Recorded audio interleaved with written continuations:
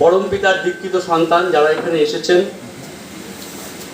কর্মী ভাই বোন, তাদের সবাইকে আমি আন্তরিক বৈদিক অভিনন্দন, রাম ও রাম জানাচ্ছি। I am grateful to all of you because আপনারা আমাকে ডেকেছেন ঠাকুরের কথা বলার জন্য। At the very same time I am very grateful to all of you in particular যে আপনারা আমার বক্তব্য ফেসবুকে বা ইউটিউবে শোনেন। আমি বক্তা হিসেবে কিন্তু নিজেকে পরিচয় দিতে আমার যথেষ্ট কুণ্ঠা রয়েছে, দ্বন্দ্ব রয়েছে, বিকজ আমি মনে করি মানব সভ্যতায় কোনো বক্তা নেই, মানব সভ্যতায় শ্রোতা আছে এবং আগামী দিনে শ্রোতাই থাকবে। মানব সভ্যতায় দেয়ার ইজ অনলি ওয়ান অরেটর, তিনি হচ্ছেন আমাদের পরম পিতা জন্মসিদ্ধ ঠাকুর শ্রী বালক ব্রহ্মচারী মহারাজ। আমরা তার এই বেজে স্কুলের ছাত্র। আমি খুব লুসিডলি একটা কথা বলি, আমরা যদি এরকম ভাবতে চেষ্টা করি যেটা একটা স্কুল, এটা একটা বেদের স্কুল, এই স্কুলের মাস্টারমশাইকে আমাদের পরম পিতা, ঠিক আছে? আর আমরা হচ্ছে এই স্কুলের ছাত্র এবং ছাত্রী সবাই। আমাদের বই কটা, এই যে আমরা স্কুলে পড়ি, আমরা কলেজে পড়ি, আমরা ইউনিভার্সিটিতে পড়ি, আমাদের সিলেবাসে বই কটা থাকে? 5টা 10টা, যত হায়ার ক্লাস হবে বইয়ের সংখ্যা বাড়বে। ক্লিয়ার? আমাদের এই বেদের স্কুলে, পরম পিতার এই বেদের স্কুলে আমাদের 3টে বই। নাম্বার 1 মহানাম, নাম্বার 2 বীজ মন্ত্র, নাম্বার 3 তত্ত্ব। খুব সহজ করে বলছি আমি কথাটা। মহানাম সম্পর্কে ঠাকুর কি বলছেন? এই মহানাম দাঁড়ে দাঁড়ে ভিক্ষা করে, যেটা চলছে আজকে in the name of religion, ধর্মের নামে দাঁড়ে দাঁড়ে ভিক্ষা করলাম, আমাকে চাল দিল, আমাকে আলু দিল, তারপর সবাই বসে আমরা খিচুড়ি খেলাম। Not that. এই মহানামটাকে নিয়ে আগামী দিনে গবেষণা হবে পৃথিবীতে। এটা এখন আমাদের একটু হজম করতে কষ্ট হচ্ছে, very hard to digest, but in the long run আগামী দিনে বালক ব্রহ্মচারী মহারাজের দেওয়া এই মহানাম রাম ও রাম, এটাকে নিয়ে রিসার্চ হবে। এটা একটা ধ্বনি বিজ্ঞান বেসড অন সাউন্ড। এই ঠাকুরের এই যে মহানামটা, যে মহানাম আমি এবং আমরা, আমাদের ভাই বোনেরা গ্রামে গঞ্জে শহরে নগরে দূর দূরান্তে কত কৃচ্ছ সাধন করে দিনের পর দিন প্রচার করছে, এই মহানামটা গেয়ে দাঁড়ে দাঁড়ে ভিক্ষা করার মহানাম নয়। এই মহানাম অনুষ্ঠান করলাম সবাই মিলে, যেমন হয় এখানে হরে কৃষ্ণ হরে রাম যেটা চলছে, যেটা সোকল, এটা কিন্তু সেরকম কিছু নয়। এটা হচ্ছে অসীম অনন্ত মহাশূন্যের এই ইউনিভার্সটাকে আমরা দেখতে পাচ্ছি, এটা একটা সড়কগ্রাম। একদম সহজ করে বলি, আপনি ধরুন বাংলায় একটা বই পড়বেন, আপনি বাংলায় একটা বই পড়তে চান, আপনাকে সবার আগে জানতে হবে কি বর্ণ পরিচয়, তাই তো? স্বরবর্ণ, ব্যঞ্জন বর্ণ, এটা যুক্তিবাদ বিজ্ঞানের কথা। আমি টকিং অ্যাবাউট পার্সোনালিটি। আমি একটা বই পড়তে চাই, আনটিল অর আনলেস যদি না আমার স্বরবর্ণ সম্পর্কে কোনো পরিষ্কার ধারণা থাকে, অ আ ক খ সম্পর্কে বাংলায় যদি আমার কোনো ধারণাই না থাকে, আমি কোনোদিন বই পড়তে পারবো না। কেন? বিকজ আমি সেই স্বরবর্ণ এবং ব্যঞ্জন বর্ণ দিয়ে শব্দ তৈরি করা শিখবো, আবার এই শব্দগুলোকে যথাযথভাবে সাজিয়ে আমি একটা বাক্য তৈরি করতে শিখবো, মনের ভাব প্রকাশ করতে শিখবো। এটা হচ্ছে ভাষা বিজ্ঞান। ঠিক সেরকম আমি যদি ইংরেজিতে কোনো বই পড়তে চাই, আমাকে এবিসিডি শিখতে হবে, আমাকে কনসোনেন্ট শিখতে হবে, আমাকে ভাওয়েল শিখতে হবে, সেখান থেকে ওয়ার্ড তৈরি শিখতে হবে, সেখান থেকে সেন্টেন্স তৈরি শিখতে হবে, না হলে আমি বইগুলো পড়তে পারবো। তাহলে একটা বই পড়তে গেলে আমাদের কি করতে হয়? আমাদের স্বরবর্ণ, ব্যঞ্জন বর্ণ, কনসোনেন্ট, ভাওয়েল, অর্থাৎ প্রত্যেকটা বর্ণকে আমাদের জানতে হয়। তাই বর্ণ পরিচয় কথাটা কি বলা হয়? বর্ণ পরিচয়। যার বর্ণ পরিচয় নেই, মানুষ যার বয়স 60 বছর, সে অ আ ক খ জানে না, সে এ জীবনে কোনোদিন কোনো বাংলা বই পড়তে পারবে? You speak out. আমি ঘরোয়া কথা বলছি, আমি কোনো পাবলিক মিটিংয়ে কথা বলছি না, এটা আমাদের কথা, এগুলো হচ্ছে আমাদের ঘরানার কথা। যিনি অ আ ক খ জানেন না, তার পক্ষে কোনোদিনও বাংলা বই পড়া সম্ভব? যিনি এবিসিডি জানেন না, তার পক্ষে কোনো ইংরেজি বই পড়া সম্ভব? আমার কথা কি বলছি বুঝতে পারছেন? যিনি রাশিয়ান ভাষার অ্যালফাবেট জানেন না, তিনি রাশিয়ান কোনো বই পড়তে পারবে? যিনি চাইনিজ ভাষার অ্যালফাবেট জানেন না, তিনি চাইনিজ কোনো বই, কোনো লিটারেচার পড়তে পারবে? Not necessarily. তাই সর্বাগ্রে আমাদের কি জানতে হয়? বর্ণ পরিচয়। ঠাকুর সহজ করে বোঝাচ্ছেন, এই অসীম অনন্ত মহাশূন্য তোমরা দেখছো, আকাশ বললে ছোট বলা হয়, কিন্তু সবাই স্কাই বলে। স্কাই খুব লিমিটেড কনসেপ্ট। ফার্মামেন্ট আরো বড় হয়ে গেল, দ্য গ্রেট ভয়েড বললে আরো বিশাল। Balak Brahmachari Maharaj is talking about the great void. ঠাকুর যে বিজ্ঞানের কথা বলছেন, অসীম অনন্ত মহাকাশের বিজ্ঞান, এটাকে আমাদের ভালো করে বুঝতে হবে। তাহলে প্রশ্ন, যে অসীম অনন্ত মহাকাশের বিজ্ঞানটাকে, এই অসীম অনন্ত মহাশূন্যটাকে, এই অসীম অনন্ত সৃষ্টিটাকে, এই অসীম অনন্ত সৃষ্টির রূপ, বর্ণ, গন্ধ, স্পর্শটাকে উপলব্ধি করার জন্য এর বর্ণ কোনটা? কথাটা বোঝা গেল? আমার কথা বুঝতে পারা গেছে? তুলনাটা কি বললাম আমি? এর তাহলে বর্ণ কোনটা? এটা নয় বুঝে গেলাম অ আ ক খ স্বরবর্ণ আর ব্যঞ্জন বর্ণ, এটা নয় বুঝে গেলাম ABCD কনসোনেন্ট এবং ভাওয়েল। তাহলে অসীম অনন্ত মহাশূন্যের বই আমি পড়তে চাই, আমি বিশ্ব প্রকৃতির গ্রন্থ আমি পাঠ করতে চাই, তাহলে আমার বর্ণ কোনটা? ঠাকুর বলছেন এই স্বরগ্রাম, যেমন সারেগামা পাদানিসা, সা সা সা সা করতে করতে কি হয়ে গেল? বিরাট বড় সুরজ্ঞ হয়ে গেল, তাই তো? গ্রামে কি দেখছেন? একটা বাচ্চা মেয়ে, একটা বাচ্চা ছেলে ভোরবেলা উঠে সারে গা মা করছে, তাই তো? আমরা কি বলি, এ কি সারে গামা করছে? কিন্তু গভীরে যান, বিশ্বের যত সঙ্গীত, বিশ্বের যত সুর, এটা সৃষ্টি হচ্ছে কি থেকে? সারে গামার মধ্যে। সারে গামার বাইরে কিন্তু কিছু নেই। আমার কথাটা বুঝতে পারছেন? যত গান আছে, সারে গামার বাইরে কিছু নেই। যত বই আছে, অ আ ক খ ABCDর বাইরে কিন্তু কিছু নেই। তাহলে অসীম অনন্ত মহাকাশের স্বরগ্রাম কোনটা? ঠাকুর বলছেন এই রাম ও নারায়ণ রাম। ক্লিয়ার? এটা 1 নম্বর বই আমাদের। সেকেন্ড কি? বীজ মন্ত্র, যেটা ব্যক্তি মানুষ হিসেবে ঠাকুর আমাদের দিয়েছেন। কি বলছেন? এই মন্ত্র সহস্রারের অনেক ঊর্ধ্বে। একটু বোঝার চেষ্টা, আমরা গভীরে যাই।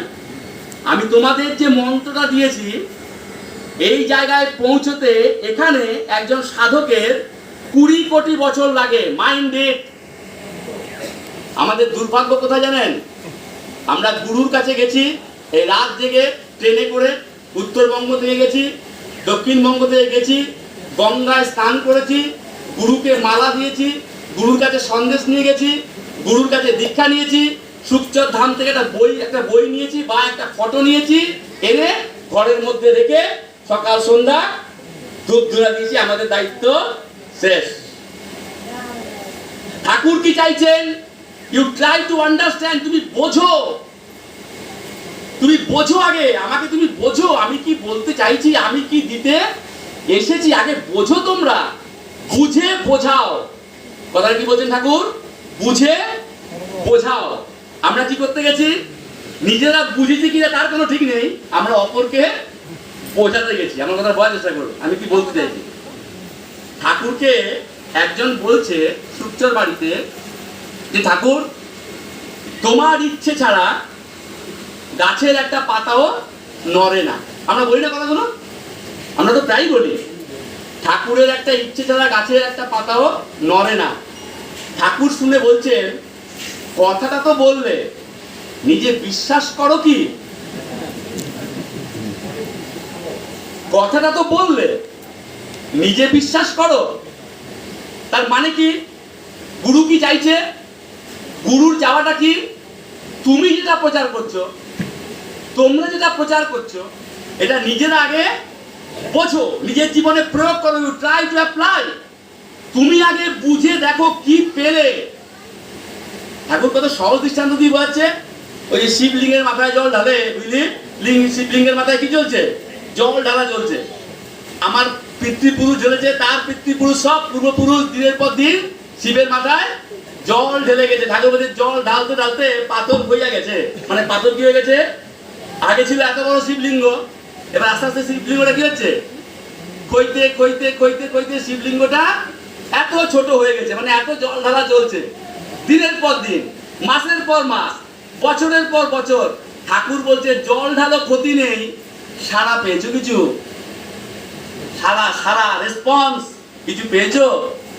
আমি পাবলিক মিটিং এর কথা বলছি না, পাবলিক ফোরামে আমি বক্তব্য রাখছি, এটা ঘরোয়া বক্তব্য, তাই আমি ঘরোয়া কথাই বলছি। এই যে মহালয়া হয়, মহালয়া হয়ে গেছে, সেই ছোটবেলা থেকে শুনে আসছি বীরেন্দ্র কৃষ্ণ ভদ্রের কি মহালয়া চলছে, তাতে কি গান বাজছে? জাগো তুমি জাগো, হচ্ছে না? জাগো তুমি জাগো। কোন প্যান্ডেলের দুর্গা জেগেছে বলে খবর আছে? হ্যাঁ, আরে ঠাকুর তো বলছে যুক্তিবাদী হতে। ঠাকুর কি বলছে, কি বলতো ঠাকুর মিটিং এ? একটু ফেলে আসা দিনের কথা মনে করুন। বলো, এমনি করে পড়াচ্ছে আমাদের, বলো আমাদের ধর্ম যুক্তিভিত্তিক, গণিত ভিত্তিক, বিজ্ঞান ভিত্তিক, সম্পূর্ণ বাস্তবতার উপর প্রতিষ্ঠিত। আর এখানকার ধর্ম ভাব, উচ্ছ্বাস, কল্পনা, কি তাই তো? মনে পড়ছে? ঠাকুর এমনি করে আমাদের বোঝাতো। বলো, সবাইকে বলাতো আমাদের ধর্ম যুক্তিভিত্তিক, গণিত ভিত্তিক, সৌর ভিত্তিক, বিজ্ঞান ভিত্তিক, সম্পূর্ণ বাস্তবতার উপর প্রতিষ্ঠিত। 2+2=4। 2+2 কত? 4। উত্তরবঙ্গে বসে করলো 4, দক্ষিণবঙ্গে বসে করলো 4, চাঁদে বসে করলেও 4, আফ্রিকায় বসে করলেও 4। এটা হচ্ছে যুক্তিবাদ, এটা হচ্ছে ম্যাথমেটিক্স। তাই এটা আমাদের আগে ভালো করে বুঝতে হবে যে ঠাকুর আমাদের কি বলতে চাইছেন।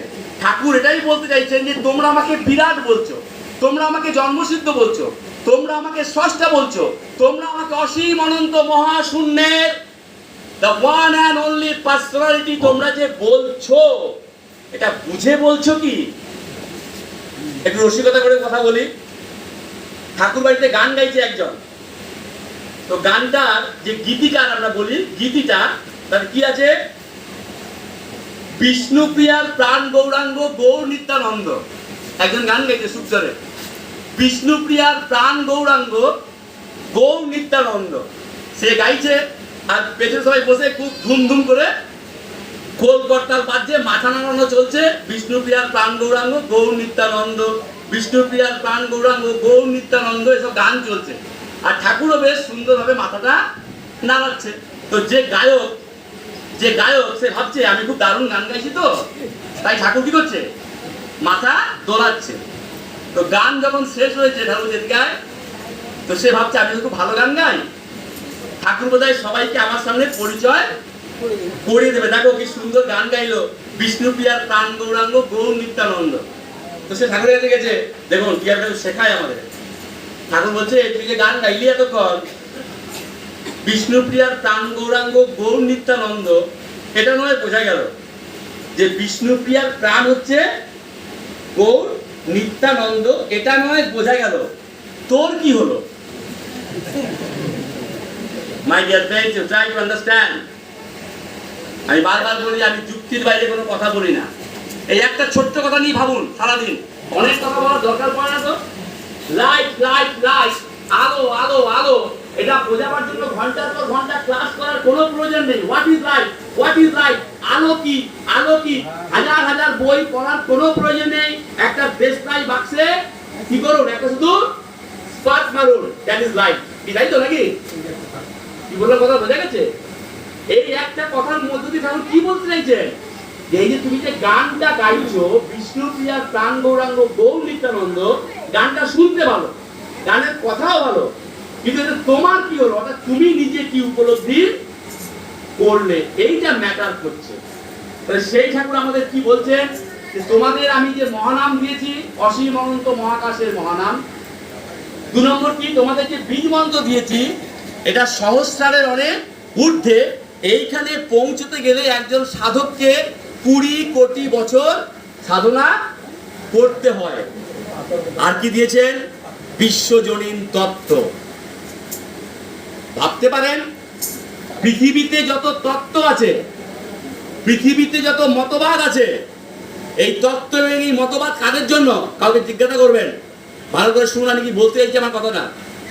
দীপক চক্রবর্তী বলছে বলে শোনার দরকার নেই, সত্য চক্রবর্তী বলছে বলে শোনার দরকার নেই, কিন্তু যে কথাগুলো শুনছেন সেগুলো শুনে নিজের মধ্যে কাটাছেড়া করুন, যে কথাগুলোর মধ্যে যুক্তিবাদ আছে কিনা, রেশনালিটি আছে কিনা। আজকের পৃথিবীতে যত মতবাদ আছে, আজকের পৃথিবীতে যত তত্ত্ব আছে, এই মতবাদ এবং এই তত্ত্বগুলো কাদের জন্য? মানুষের জন্য। কিন্তু আমাদের ঠাকুর কি বলল? যে মতবাদ আমি দিচ্ছি, এই মতবাদের মধ্যে, এই তত্ত্বের মধ্যে যে ফোর্স আছে, যে ভাইব্রেশন আছে, এটা শুধু মানুষ নয়, সমস্ত জীবের হৃদয়কে স্পর্শ করবে। ভাবতে পারছেন? অর্থাৎ বালক ব্রহ্মচারী মহারাজের বিশ্বজনীন তত্ত্ব শুধু মানুষের ক্ষেত্রে অ্যাপ্লিকেবল নয়। ঠাকুরের যে তত্ত্ব, এটা শুধু মানুষের জন্য নয়, সমস্ত জীব ও জাতি, কুকুর বিড়াল থেকে শুরু করে যত যা কিছু আছে, প্রত্যেকের মধ্যে এই তত্ত্বের মধ্যে যে ফোর্স আছে, যে ভাইব্রেশন আছে, এটা ক্রিয়াশীল হবে। এই হচ্ছে আমাদের বিষয়বস্তু। তাহলে সেই আমাদের এই দশা কেন? আজকে কিন্তু ভাববার দিন এসছে। এই যে সত্যদা, আজকে সত্যদার মাধ্যমে আমার উত্তরবঙ্গে আসা, অনেকবার আমি এসেছি উত্তরবঙ্গের বিভিন্ন জায়গায়। এই যে সত্যদা আমি বলার আগে যেটা কথা বললো, আজকে ভেবে দেখুন তো, 7-8 কোটির সংগঠন। ঠাকুর বলছে আমার কত 7-8 কোটি দীক্ষিত। আজকে যত দিন যাচ্ছে, হতাশা, নিরাশা, দ্বন্দ্ব, সন্দেহ এসে এমন ভাবে ডাঙা বাঁধছে, দিনের পর দিন, দিনের পর দিন আমাদের শাখা, আমাদের জেলা, আমাদের সংগঠন যেন কেমন দিনের পর দিন কঙ্কালসার হয়ে যাচ্ছে। কারণটা কি? এর রুটটা কি? এটা কিন্তু আমাদের বার করতে হবে। আজকে সেই সময় এসছে। আমাকে অনেকেই বলে যে দীপকদা একটা পাবলিক মিটিং করব, মানে প্রকাশ্য সভা। আমি তাদের পাল্টা একটা কথা বলি, কথাটা ভেবে দেখবেন। আমরা জনগণকে দায়ী করি যে আপনারা বালক ব্রহ্মচারী মহারাজকে উপলব্ধি করতে পারেননি। এই কথা যদি ঘুরিয়ে আমরা নিজেদেরকে প্রশ্ন করি, আমরা তাকে মূল্যায়ন করতে পেরেছি? আমরা যারা তার পেটের বাচ্চা, ঠাকুর তো বলছেন যে তোরা আমার পেটের বাচ্চা, তাই তো? এখানকার সাধুগুরু কি বলে? তোমরা আমার শিষ্য। আর বালক ব্রহ্মচারী মহারাজ কি বলেন? তোমরা আমার পেটের বাচ্চা। You try to understand. একটা সময় ছিল যখন ঠাকুরের আশ্রমে, মানে সুখচর আশ্রম, পার্ক স্ট্রিট, আপনার শ্যামবাজার, ভূপেন বোস এভিনিউ, যখন কম থাকতো লোকজন, তখন ঠাকুর দীক্ষা দেওয়ার পরে বলতেন যে কোনো প্যাথোলজিতে গিয়ে ব্লাডটা কি কর, পরীক্ষা কর, তোর রক্ত আর আমার রক্ত কি এক। তাহলে এখানকার সাধুগুরুরা কি বলে? তোমরা আমার শিষ্য। আর ঠাকুর আমাদের কি বলতো? তোমরা আমার পেটের বাচ্চা। আমি একাধারে তোমাদের বাবা, একাধারে তোমাদের মা, তাই তো? ঠাকুর বলছেন আমি একাধারে তোমাদের পিতা, আবার একাধারে আমি তোমাদের মাতা, মানে বাবা এবং মা দুটোই আমি তোমাদের, তোমরা আমার পেটের বাচ্চা। তো মাই dear friends, we will have to find out the question. আজকে সেই প্রশ্নটা করার সময় এসেছে। নিজেকে প্রশ্ন করুন, আমি যদি রাজার ছেলে হই, আর রাজার ছেলে হয়ে, রাজপুত্র হয়ে আমি যদি ফুটপাতে ফুটপাতে ভিক্ষা করি, এটা কি আমার সঙ্গে যায়? বলুন। জমিদারের ছেলে, সে যদি রাস্তায় রাস্তায় ভিক্ষা করে বেড়ায় উত্তরবঙ্গে, তাকে মানায় কি? বলবে না, দীপকদা তাকে মানায় না। আমি কথাগুলো কেন আনছি, এই প্রসঙ্গটা কেন আনছি? আমরা সন্তান দলের কর্মীরা, আমরা সন্তান দলের তার দীক্ষিত সন্তানেরা দিনের পর দিন, মাসের পর মাস, বছরের পর বছর জনগণের সামনে দাঁড়িয়ে, মাইকের সামনে দাঁড়িয়ে দীপ্ত কণ্ঠে বলেছি যে Balak Brahmachari Maharaj is the one and only personality, যিনি এই পৃথিবীতে এসেছেন অসম্ভবকে সম্ভব করার জন্য। বালক ব্রহ্মচারী মহারাজ একমাত্র ব্যক্তিত্ব যিনি জন্মসিদ্ধ। বালক ব্রহ্মচারী মহারাজ একমাত্র ব্যক্তিত্ব যিনি জন্ম থেকে পূর্ণ অবস্থা, সিদ্ধ অবস্থা নিয়ে পৃথিবীতে এসেছেন। আমরা এই কথাগুলো বলেছি তো মানুষকে। তাহলে আমাদের তো জীবনটা পাল্টে যাওয়ার কথা, আমাদের তো সবকিছু বদলে যাওয়ার কথা। বদলালো না কেন? তাহলে বুঝতে হবে আমাদের মন আর আমাদের মুখ এক নয়। আমরা যেটা প্রচার করেছি, আমরা অন্তরে সেটা কেউ বিশ্বাস করিনি। যদি বিশ্বাস করতাম, তাহলে সন্দেহের ঝড় এসে, দ্বন্দ্বের ঝড় এসে, হতাশার ঝড় এসে, নিরাশার ঝড় এসে গুরুর প্রতি বিশ্বাস নামক প্রদীপটাকে নেভাতে পারত না। বলুন, যুক্তি আছে কিনা কথায়? আমার কথা ভেবে দেখবেন। আজকে এই যে প্রদীপটা জ্বলছে, সবাই দেখতে পাচ্ছি প্রদীপটা জ্বলছে, তো এই প্রদীপটা কিন্তু 1 সেকেন্ডে নিভে যাবে যদি একটা হাওয়া দেওয়া যায়, নিভে যাবে তো। তাহলে আমাদের মধ্যে যে গুরুর প্রতি বিশ্বাস, আমাদের মধ্যে যে গুরুর প্রতি আস্থা, তাহলে গুরুর প্রতি বিশ্বাস, গুরুর প্রতি আস্থা আমাদের হারিয়ে যাচ্ছে কেন? তার কারণ একটাই, আমরা মুখে যেটা প্রচার করেছি, আমরা নিজেরা অন্তরে সেটা বিশ্বাস করিনি, আমরা নিজের জীবনে সেটা প্রয়োগ করিনি। আমরা মাইকের সামনে দাঁড়িয়ে বলেছি যে এই রাম ও নয়ন রাম, এই অসীম অনন্ত মহাশূন্যের সড়গ্রাম, এই রাম ও নয়ন রাম হচ্ছে বিশ্বের শ্রেষ্ঠ হাতিয়ার। আমরা মুখে বলেছি, আমরা অন্তরে বিশ্বাস করিনি। আমরা মুখে গ্রামের মানুষকে বলেছি, আমরা মুখে শহরের মানুষকে বলেছি যে এই বীজ মন্ত্র সহস্রারের অনেক ঊর্ধ্বে। এখানে কয়টা স্তর আছে আপনারা জানেন? মণিপুর, অনাহত, বিশুদ্ধ, আড্ডা, সহস্র, বিভিন্ন স্তর আছে, বিভিন্ন স্টেজ আছে। ঠাকুর বলছে আমি তোমাদের দিয়েছি সহস্রারের অনেক ঊর্ধ্বে, এবং আমি তোমাদের যে মন্ত্রটা দিয়েছি এখানে পৌঁছতে একজন সাধককে 20 কোটি বছর সাধনা করতে হয়। এটা আমরা মাইকে দাঁড়িয়ে বলেছি, এটা আমরা কর্মী বৈঠকে বলেছি, এটা আমরা পাড়ার দোকানে মানুষকে বলেছি, কিন্তু নিজেরা অন্তরে আমরা বিশ্বাস করিনি, মনের প্রাণে গেঁথে নিতে পারিনি। আমরা মানুষকে বলেছি যে বালক ব্রহ্মচারী মহারাজের এই তত্ত্ব হচ্ছে বিশ্বজনীন তত্ত্ব। বিশ্বজনীন তত্ত্ব মানে কি? এই তত্ত্ব উত্তরবঙ্গের মানুষের ক্ষেত্রে প্রযোজ্য, এই তত্ত্ব দক্ষিণবঙ্গ মানুষের ক্ষেত্রে প্রযোজ্য, এই তত্ত্ব পশ্চিমবঙ্গের মানুষের ক্ষেত্রে প্রযোজ্য, এই তত্ত্ব ভারতবর্ষের মানুষের ক্ষেত্রে প্রযোজ্য, এই তত্ত্ব পৃথিবীর প্রতিটি প্রান্তের মানুষের ক্ষেত্রে প্রযোজ্য। এবং শুধু পৃথিবী নয়, পৃথিবীর মানুষ নয়, এই বিশ্বে, অসীম অনন্ত বিশ্বে যত প্রাণী আছে, যত প্রাণ আছে, সবার ক্ষেত্রেই এই তত্ত্ব অ্যাপ্লিকেবল। তাই গুরু কি বলছে? যে মতবাদ আমি দিচ্ছি তোমাদের, যে তত্ত্ব আমি তোমাদের দিচ্ছি, কথাগুলো একটু মর্যাদা দেওয়ার চেষ্টা করবেন গুরুর কথার। এই মতবাদের মধ্যে যে ফোর্স আছে, যে ভাইব্রেশন আছে, অর্থাৎ যে গতি আছে, যে কম্পন আছে, এটা সমস্ত জীবের হৃদয়কে স্পর্শ করবে। তাহলে এই যে আমাদের বিষয়বস্তুটা, আমাদের এই অবস্থা হলো একটাই মাত্র কারণে, আমরা অন্তরে সেটা বিশ্বাস করিনি এবং সাবজেক্টটা আমরা বুঝিনি। আমরা নিজেরা না বুঝে আমরা অপরকে বোঝাতে গেছি, সেখানে এই গ্যাপটা হয়েছে। আমি প্রমাণ দেব।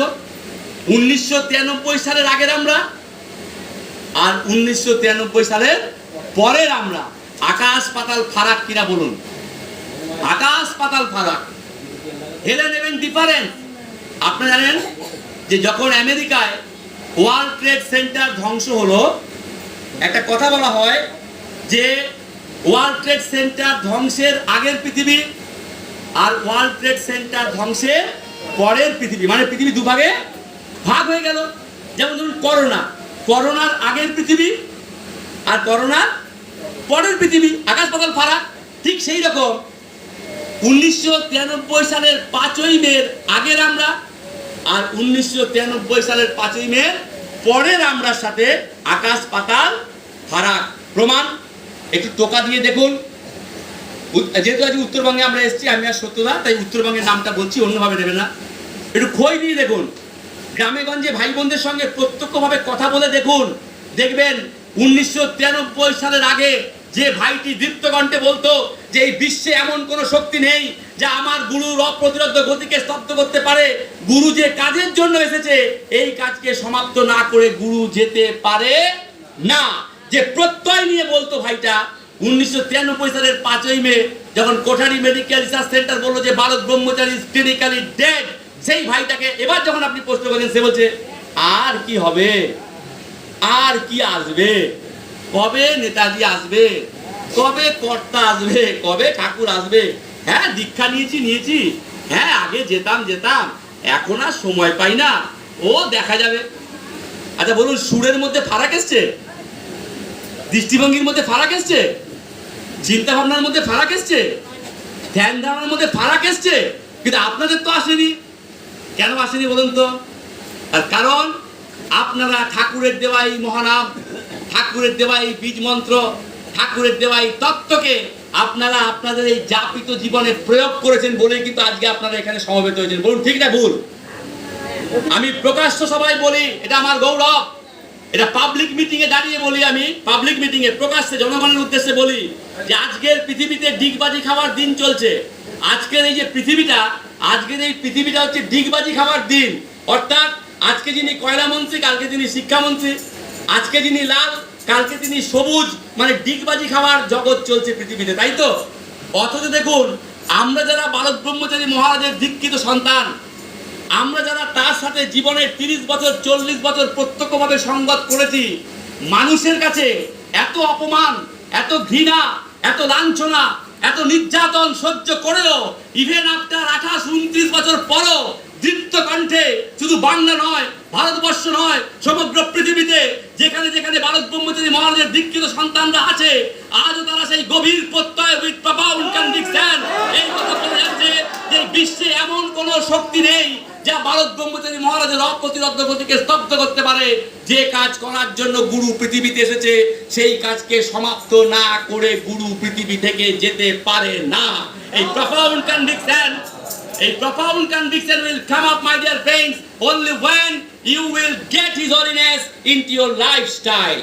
আপনি যখন, আমরা যখন আমাদের জীবনে গুরুকে প্রয়োগ করব। গুরুকে প্রয়োগ করা মানে কি? গুরুর দেওয়া মহানাম, গুরুর দেওয়া তত্ত্ব, গুরুর দেওয়া বীজ মন্ত্রকে প্রতিনিয়ত আমার এই দেহ বিনা যন্ত্রে, আমি সকাল থেকে রাত, জন্ম থেকে মৃত্যু, এই দেহ বিনা যন্ত্র, যেমন হারমোনিয়ামে সারেগামা পাধানিসা সাধে, যেমন ছাত্র অ আ ক খ এবিসিডি পড়ে, এই দেহ বিনা যন্ত্রে যদি সকাল থেকে রাত এই যাপিত জীবনে আমরা চর্চায় চর্চায় অনুরণন করতে পারতাম, তাহলে গুরু সম্পর্কে আমরা কিছুটা বুঝতে পারতাম। গুরু কি বলছে দুঃখ করে, এটা কত বড় বেদনা গুরুর, যে আমি যদি তোদের মতো গুরু পেতাম, আমি এক মুহূর্ত সময় নষ্ট করতাম না। এটা সবাই শুনেছেন? আরো গভীরের কথা শুনুন, এটা সবাই জানে সন্তান দলে। আমি যদি তোদের মতো গুরু পেতাম, আমি এক মুহূর্ত সময় নষ্ট করতাম না, এটা আমরা সবাই শুনেছি। এবার গুরু আরেকটা কথা বলছেন, দেখুন আরো গভীরের কথা, এটা একটু ভাববেন কথাগুলো। কি বলছেন? আমি যদি তোদের মতো গুরু পাইতাম, আমি দাসানুদাস হয়ে থাকতাম।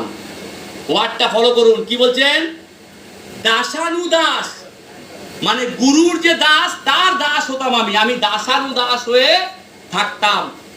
এত ভাবে বলেও গুরুর দুঃখ। গুরু বলছেন যে জানিস, বাচ্চা ছেলে স্লেটের মধ্যে লেখে অ আ ক খ, 1 এ চন্দ্র, 2 এ পক্ষ, 3 এ নেত্র, 4 ই বেদ। বাচ্চা লেখে না? লেখার পরে কি করে? থুতু দিয়ে সেটাকে আবার মুছে দেয়। ঠাকুর বলছে তোরা হলি সেই রকম, আমার কথাগুলো শুনছিস আর কি করছিস? এই যখন শুনলাম তখন, তারপর আবার আগের অবস্থা। ইট ইজ দ্য ট্র্যাজেডি। একটু ভাববেন, আমি কাউকে না আহত করতে যাচ্ছি না, আমি কাউকে আঘাত দিতে চাইছি না। একটু ভাববেন, দীপকদার কথার মধ্যে, সত্যদার কথার মধ্যে যদি যুক্তি থাকে গ্রহণ করবেন, যদি যুক্তি না থাকে ডাস্টবিনে ফেলে দেবেন। আরে আপনি সকালবেলা উঠে তো ডাস্টবিনে আপনার বাড়ির নোংরা ফেলেন নাকি? তাহলে চিন্তার নোংরাকেও ফেলা যায় যদি যুক্তি না থাকে। আর আসলে আমরা প্রশ্ন করি নিজেদের। আমি বাঁকুড়ার মিটিংয়ে একটা কথা বলেছিলাম, যারা ফেসবুক বা ইউটিউবে শুনেছেন নিশ্চয়ই শুনেছেন। শর্ট অফ রিপিটেশন, আমি এটা রিপিট করছি যেহেতু অনেক ভারী ভারী কথা বলা হয়ে যাচ্ছে। এই কথার মধ্যে আপনি অনেক কিছুর উত্তর পেয়ে যাবেন।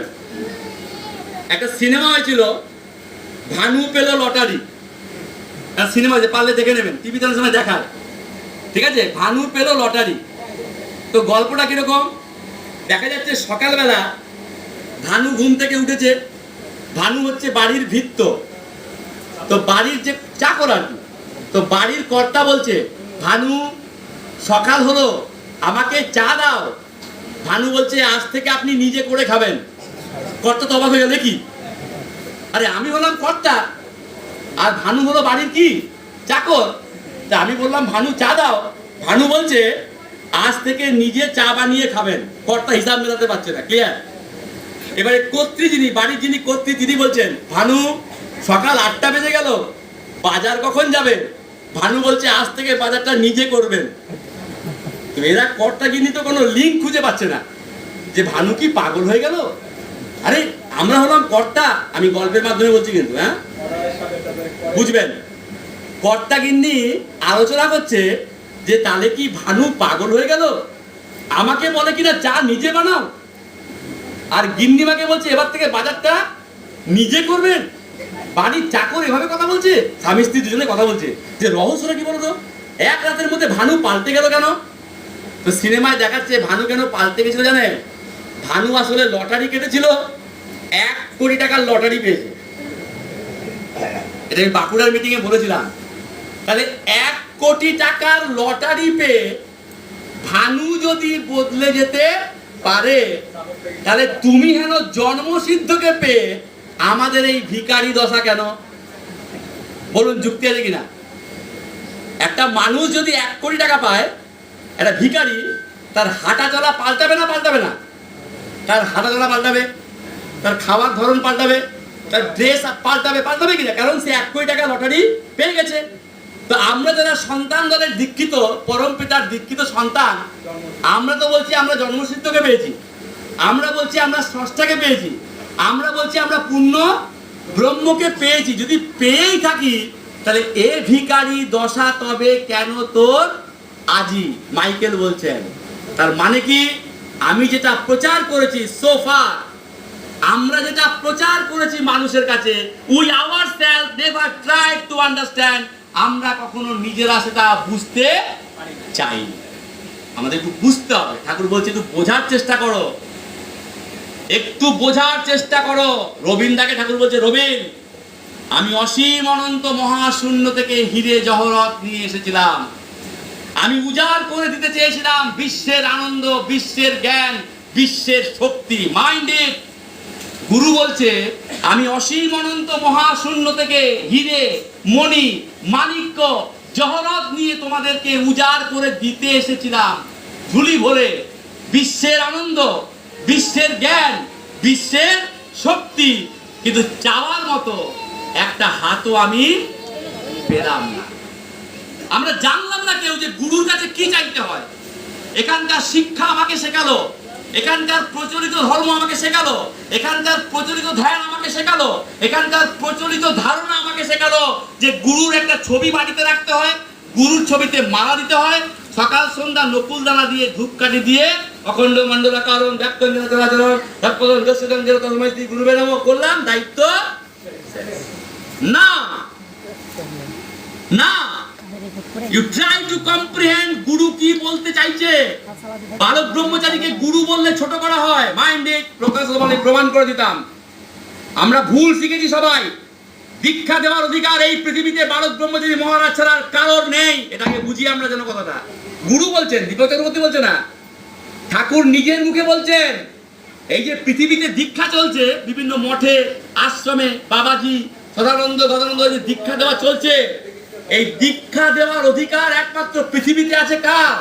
বালক ব্রহ্মচারী মহারাজের। কারণ তিনি জন্ম সিদ্ধ, তিনি ইনবর্ন। তিনি তাই বলছেন নিজের পরিচয় দিতে গিয়ে, আমি মায়ের পেট থেকে পড়ে গুরু। মানবদাকে বলছিলাম, এখানে যত সাধুগুরু মহানদের কথা আমরা জেনেছি, আমি নাম উল্লেখ করতে চাই না, নাম আমি উল্লেখ করব না। পৃথিবীতে আজ পর্যন্ত জেনে রাখুন, এটা আমাদের গৌরবের কথা, এটা আমাদের গৌরবের কথা, আমাদের গর্বের কথা। পৃথিবীতে যত সাধু, যত গুরু, যত মহান, যত সত্যদ্রষ্টা, যত ঋষি, যত ধ্যানীর কথা পেয়েছেন আজ পর্যন্ত মানব সভ্যতায়, তাদের সাথে ঠাকুরের কোনো ধারে কাছে আসে না। কেন জানেন? ঠাকুর নিজের মুখে বলছে, এই লাইনটার মধ্যে উত্তরটা আছে, এরা সবাই সত্যকে জানতে চেয়েছে। মাইন্ডে, এরা সবাই, কি বললাম? এরা সবাই সত্যকে জানতে চেয়েছে, আর সত্যকে নিয়েই আমার আবির্ভাব। ফারাক বুঝতে পারলেন? এরা সবাই সত্যকে জানতে চেয়েছে, আর সত্যকে নিয়েই আমার আবির্ভাব। ঠাকুরের কাজটা কি বলুন তো? বালক ব্রহ্মচারী মহারাজ এই পৃথিবীতে এসছেন কেন? কি ক্ষমতা তার? নিজের কথা নিজে বলছে। নাম্বার 1, এমন একটা সমাজ করে যাওয়া যে আগামী 50,000 বছর এখানে কাউকে আর গুরুগিরি করার জন্য আসতে হবে না। এটা number 1। Number 2, crore crore soul, এই অসীম অনন্ত মহাশূন্যে, এগুলো পাবলিক মিটিং এ বলা যাবে না, ঘরোয়া কথা। আমাদের ঘরানার কথা। কোটি কোটি সোল, প্রতি মুহূর্তে আত্মার মিছিল চলছে, মুক্তি দাও, মুক্তি দাও। মুক্তি দেওয়ার ক্ষমতা ভারত ব্রহ্মচারী ছাড়া আর কারোর নেই। ঠাকুর নিজের মুখে বলছে। এই তোমরা, ঠাকুর বলছে তোরা বুঝলি, তোরা আগামীকাল কি খাবি এইটা নিয়েই চিন্তা করস। ঘটনা আমরা কি নিয়ে ভাবি বলুন তো? আগামীকাল কি খাবো, আগামীকাল কি পড়বো, আগামীকাল ব্যবসা হবে কিনা, আগামীকাল চাকরি থাকবে কিনা, এই তো করি আমরা। আমরা আগামীকাল নিয়ে ভাবি। ঠাকুর বলছে তোমাদের দোষ না, তোমরা তো জানতে পারতেছো না মৃত্যুর পরের জগৎটা কি। যদি একবার পর্দাটা উঠাই, আবার বলছে এটা ঘরানার কথা, কিন্তু এটা পাবলিকলি বলার কথা না। কিছু কথা আছে ঘরে বলা যায়, কিছু কথা বাইরে বলা যায়। ঘরের কথা বাইরে বলা যায় না, আবার বাইরের কথা ঘরে বলা যায় না। এর মানে আমি বলতে চাইছি ভারত ব্রহ্মচারী মহারাজের একটা নিজস্ব ঘরানা আছে। এই ঘরানাটা যেহেতু আজকে এখানে মানবদা এবং আপনারা, I am grateful to all of you, আপনারা ঘরোয়া অনুষ্ঠানের আয়োজন করেছেন, তাই ঘরোয়া বলেই কথাটা আমি বলছি। ঠাকুর ভারত ব্রহ্মচারী মহারাজ বলছেন যে পৃথিবীতে সবাই উতলা হয় আগামীকাল নিয়ে, যে আগামীকাল কি খাবো, আগামীকাল কি পড়বো, আগামীকাল কোথায় থাকবো, আগামীকাল চাষবাস হবে কিনা, আগামীকাল ব্যবসা হবে কিনা, আগামীকাল আমার চাকরি থাকবে কিনা, এই আগামীকালের ভাবনা। ঠাকুর বলছেন যদি এক সেকেন্ডের জন্য পর্দাটা সরিয়ে দেই, মৃত্যুর পরের জগৎ যদি জেনে যাও, থাকতে পারবে না এখানে যে কি চলছে ওখানে। কোটি কোটি সোল মুক্তি পাওয়ার জন্য ঠাকুরকে বলছে মুক্তি দাও, মুক্তি দাও। তার 2 নম্বর কাজটা কি? এই সমস্ত বিদেহীগুলোকে মুক্তির ব্যবস্থা করা। 3 নম্বর কাজ কি? তার পেটের বাচ্চাগুলোকে মধুময় স্থানে পৌঁছে দেওয়া। ভালো করে বুঝবেন, এটা তার 3 নম্বর কাজ। আর 4 নম্বর কাজ কি জানেন? বিশ্বের মহানরা ঠাকুরকে রিকোয়েস্ট করেছিল, এগুলো জানতে হবে আমাদের, এর জন্য স্টাডি, এর জন্যই তত্ত্বের ক্লাস।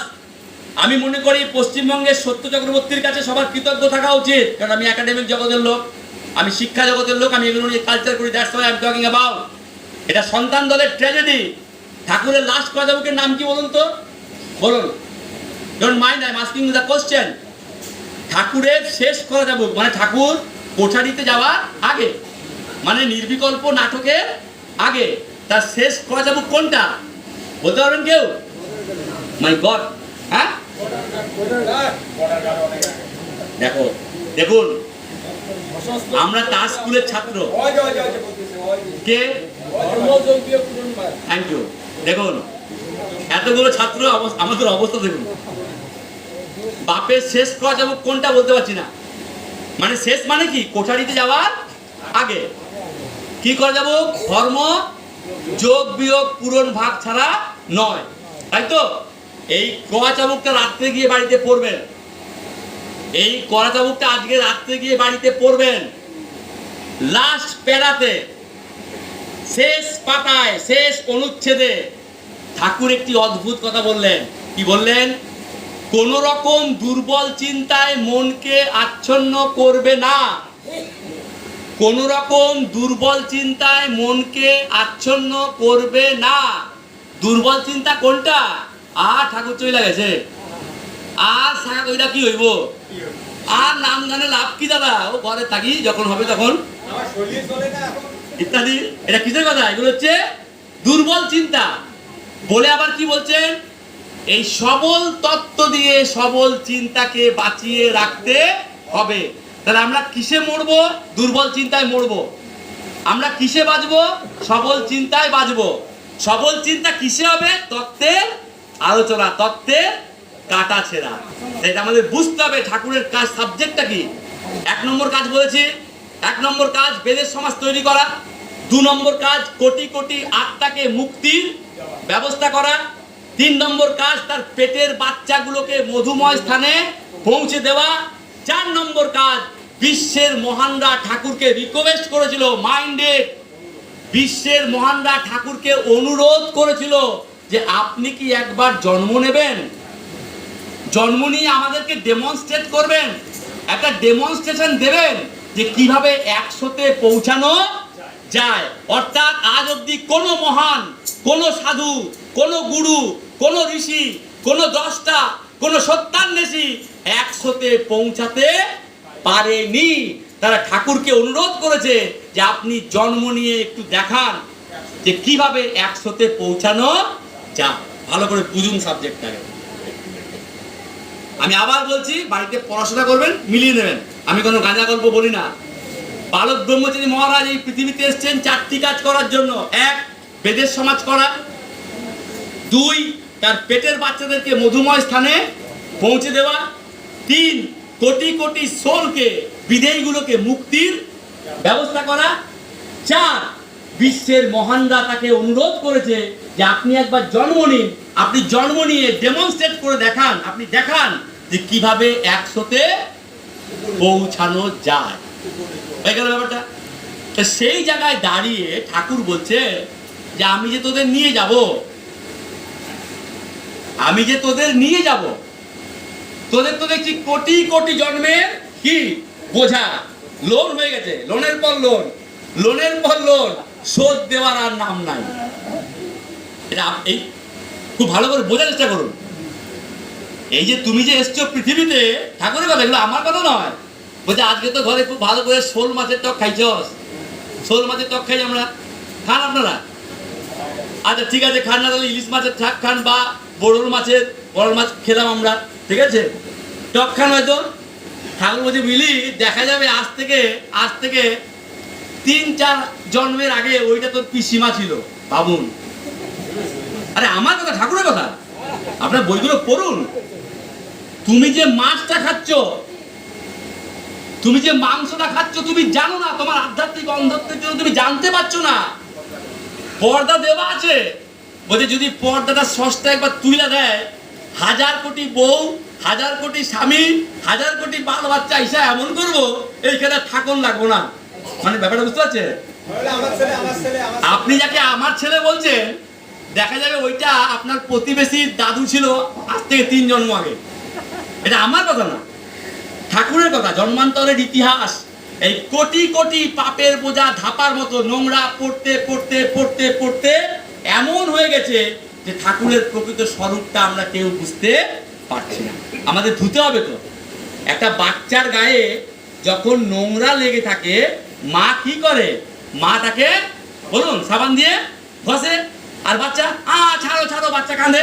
আর প্রতিবেশী কি বলে, দেখ মাটা কত নিষ্ঠুর, বাচ্চাটাকে একটু ঘষে ঘষে কি করছে, পরিষ্কার করছে।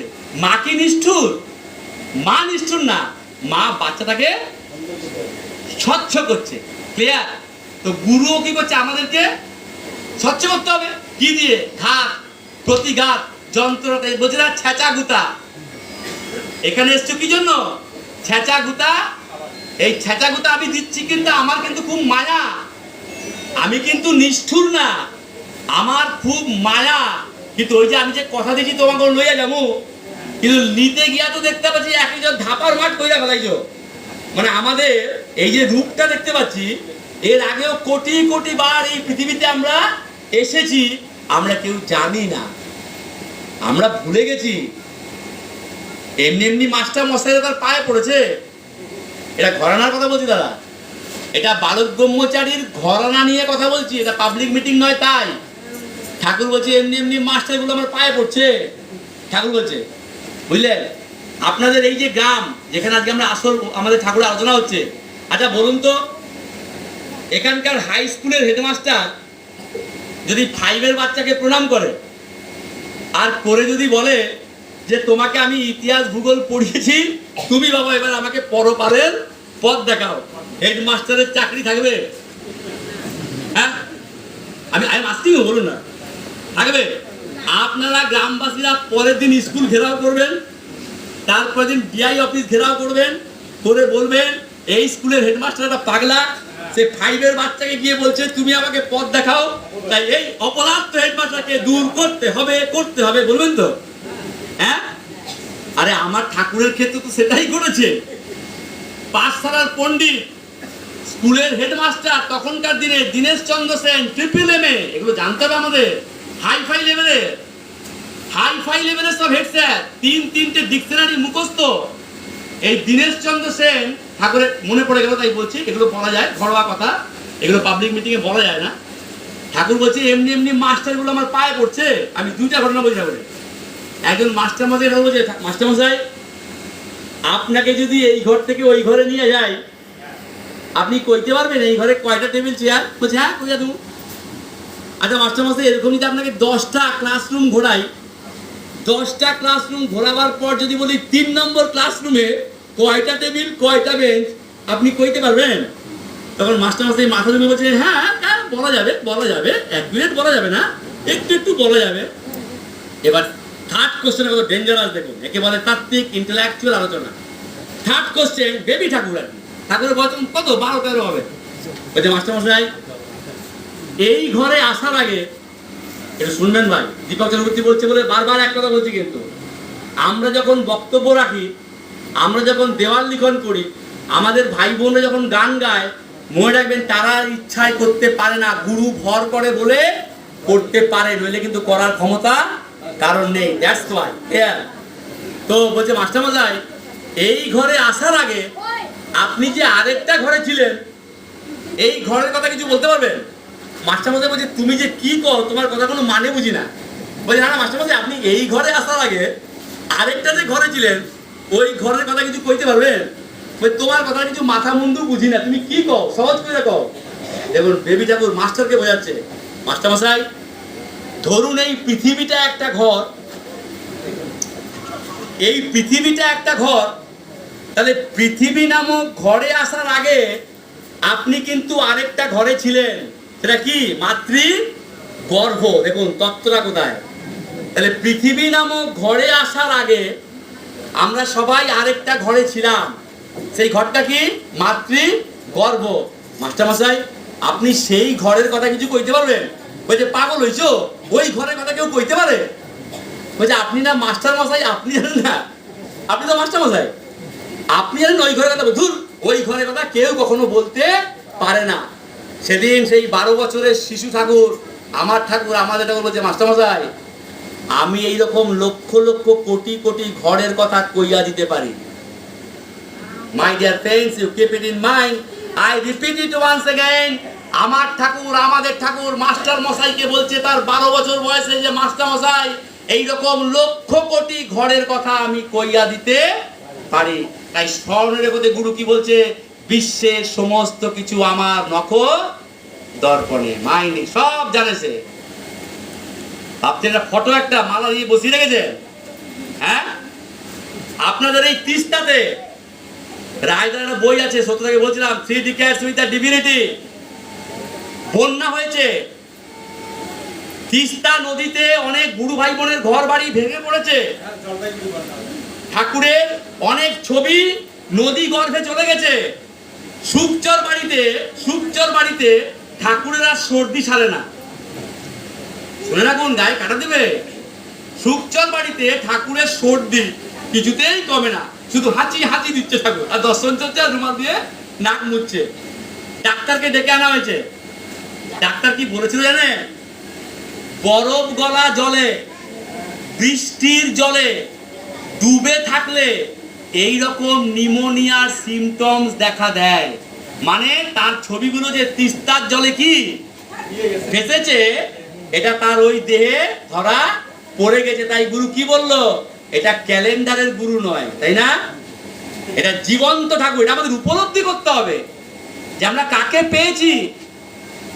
সেই গুরু বলছে আমি এরকম লক্ষ লক্ষ কোটি কোটি ঘরের কথা কইয়া দিতে পারি। এইরকমই এক মাস্টারমশাই দীনেশ চন্দ্র সেন, ঠাকুর পরীক্ষা দিচ্ছে, সবাই লিখছে, ঠাকুর এরকম শূন্যের দিকে তাকিয়ে লিখছে। সবাই লিখছে, আমরা কিভাবে পরীক্ষা লিখি বলুন? এইভাবে তো সবাই লেখে না, সবাই দ্রুত লিখছে, এই লেখো লেখো, সবাই লেখো, যারা ইনভিজিলেটর তারা বলছে। ঠাকুর এরকম আকাশের দিকে তাকিয়ে এমনি করে লিখছে। শুনুন, ভালো লাগবে আপনাদের। ঠাকুর নিজের মুখে শোনা, ক্যাসেটও আছে। আমার সৌভাগ্য ঠাকুরের মুখে ডাইরেক্ট শুনেছি, এটা ক্যাসেটও আছে, পারলে শুনে নেবেন। আমার সত্যতা, I am grateful to his holiness. সত্যতা পাঠায় সবাইকে, সত্যতা কখনো পাঠাবে, কালেক্ট করে শুনবেন। ঠাকুর নিজের মুখে বলছে তার নিজের জীবনের কথা। তো মাস্টারমশাই বলছে, বীরু তুমি কি করো? বলছে মাস্টারমশাই আমি নকল করতেছি। তুমি নকল করতেছো? বই কোথায়? তোমার সামনে বই নাই? বলছে নকল করছি মাস্টারমশাই আমি। আবার লিখছি। পরীক্ষা শেষ হয়ে গেছে, পরীক্ষা শেষ হওয়ার পরে যখন মাস্টারমশাইরা খাতা দেখছে ঠাকুরের, ঠাকুর রসিকতা করে বলছে মিলি, যখন খাতা দেখে আমার 10-এ 10, 15-তে 15, 5-এ 5, মাস্টারমশাই দেখছে আরে বাহ বাহ ভেরি গুড ভেরি গুড। ঠাকুর তো স্কুলের, ঠাকুরের বাড়ি থেকে স্কুলের ডিস্টেন্স ছিল 5 মিনিট, আর ঠাকুর পৌঁছাতো 1.5 ঘন্টা পরে। You understand? তো মাস্টারমশাই বলে তোমার দেরি হয় কেন? বলছে আমার সঙ্গে যাবেন বুঝতে পারবেন। ঠাকুরকে মাস্টারমশাই বলছে তোমার আসতে দেরি হয় কেন? 5 মিনিটের পর বলে আমার সঙ্গে একদিন যাবেন মাস্টারমশাই, আপনি বুঝতে পারবেন। বলছে কেন তোমাদের যাবো কেন? বলছে আসবেন নাকি? এবার মাস্টারমশাই তার সঙ্গে রওনা দিয়েছে। আসবে কি, রাস্তায় সব শুয়ে পড়েছে তো ঠাকুরের কাছে দীক্ষা নেবে বলে, ওই সরিয়ে সরিয়ে আস্তে আস্তে 1.5 ঘন্টা। তো ঠাকুর পরীক্ষা দিয়েছে, যিনি খাতা দেখছেন তিনি, আমরা খাতা দেখি পরীক্ষায়, তো নাম্বার দিচ্ছেন 10-এ 10, 5-এ 5, 12-তে 12, ঠিক আছে বাহ ভেরি গুড। আজকাল তো বিরু ভালোই পড়াশোনা করছে, মানে ঠাকুর তো অভাবের জন্য বই টই কিনতে পারতো না, না অভাবে ঠাকুর ইচ্ছা করে ফেল করতো, জানেন আপনারা কেউ? ঠাকুর ইচ্ছা করে ফেল করতো, কারণ ফেল করলে নতুন ক্লাসে উঠতে হবে না, আর নতুন ক্লাসে না উঠলে নতুন বই কেনার কোনো গল্প নাই, ঠিক আছে? ঠাকুর ডিসকার্ড করতো এখানকার লেখাপড়াটাকে। যাই হোক, তো ওই যে মাস্টারমশাই সে বলছে বাহ ভেরি গুড ভেরি গুড, আজকাল বিরু ভালোই পড়ছে। করতে করতে করতে করতে শেষ পাতায় এসছে, দেখুন কত স্বচ্ছ আমার ঠাকুর। আমাদের ঠাকুর যে চির স্বচ্ছ চির সত্য, ওই ছোটবেলায় তার প্রমাণ। খাতার নিচে লেখা আছে মাস্টারমশাই আমাদের পাস করাবেন না, আমি কিন্তু নকল করছি। এটা আরো চমকে গেছে, আরে এতক্ষণ ভেরি গুড বললাম, আর শেষে যদি স্টুডেন্ট নিজে লেখে যে আমাকে পাস করাবেন না, আমি কিন্তু নকল করছি, মাস্টার ডাউটে পড়ে গেছে। এই খাতা নিয়ে গেছে দীনেশ চন্দ্র সেনের কাছে। ক্লিয়ার? জেনে রাখুন, দীনেশ চন্দ্র সেন ঠাকুরের হেড স্যার ছিলেন, খুব কোয়ালিফাইড লোক বাংলাদেশে। সে বলছে হোয়াট হ্যাপেন, অনেকগুলো ভাষা জানবে, হোয়াট হ্যাপেন। তো স্যাররা বলছে স্যার প্রবলেম হয়েছে, এই বিরু পরীক্ষা দিয়েছে 10-এ 10, 5-এ 5 সব ঠিকই আছে, কিন্তু খাতার শেষে লিখেছে আমাকে পাস করাবেন না, আমি কিন্তু নকল করছি। তো কি করা যায়? বলছে কি এরকম বলে কেউ লেখে নাকি? বলছে হ্যাঁ মাস্টারমশাই আমি লিখেছি। আপনি অবাক হলেন কেন মাস্টারমশাই? দেখুন মাস্টারমশাই আমি তো সত্যি কথা লিখেছি, আপনি অবাক হলেন কেন? তাহলে এখানে কি সত্যি কথা বলাটা অপরাধ? ঠাকুর আপনি বলুন ঠাকুরের শিক্ষাটা কি? বলছে তুমি নকল করেছো, কিন্তু সংবাদের প্রকাশ তুমি তো আকাশের দিকে তাকিয়েছিলে। বলছে হ্যাঁ মাস্টার নকল করেছি আমি, আপনি একটা বই দিন। দীনেশ চন্দ্র সেন বলছে বই দাও তো। জেনে রাখুন দীনেশ চন্দ্র সেন এইরকম একটা মোটা বই ঠাকুরকে দিয়েছে, ঠিক আছে? সব স্যাররা বসে আছে স্টাফ রুমে, দীনেশ চন্দ্র সেন বসে আছে। আমার ঠাকুর বইটা এমনি করে নিয়ে ঠাকুর এমনি করে একবার করে সুজার পাতাগুলো বইটা ফেরত দিই, বইটা ফেরত দিয়ে দিয়েছে। যে খাতা পেন দিয়েছে আবার লিখতে আরম্ভ হয়ে যাবে, এবার আলাদা আলাদা লিখছে দ্বিতীয় জন দেখছে। এবার খাতা যখন দীনেশ চন্দ্র সেন দেখছে, খাতাটা হেড স্যার দেখছে, হ্যাঁ বলছে মিলি শুধু দাড়ি কমা পূর্ণচ্ছেদ পর্যন্ত নামায় দিছি আমি, মানে দাড়ি কমা পূর্ণচ্ছেদ পর্যন্ত হুবহু নামিয়ে দিয়েছি। তবে জানিস আমার হাতের লেখাটা একটু খারাপ, তো ওইটাই স্যারের পড়তে অসুবিধা। স্যারও বলে তুমি করছো কি, তুমি করেছো কি, এইরকম তোমার প্রতিভা, তুমি লন্ডনের অক্সফোর্ড ইউনিভার্সিটিতে পড়লে তুমি তো বিশ্বকে অনেক কিছু দিয়ে যেতে পারতে। ক্লাস 8-এর ঠাকুর সেদিন উত্তর বলছে মাস্টারমশাই আমাকে মাস্টারমশাইরা পড়ায় না, মাস্টারমশাইরা আমাকে প্রণাম করে। মাইন্ডে দীপক চক্রবর্তী এমনি রেফারেন্স টানেনি, কিন্তু এই শেষের অংশটার জন্য রেফারেন্সটা টানলাম।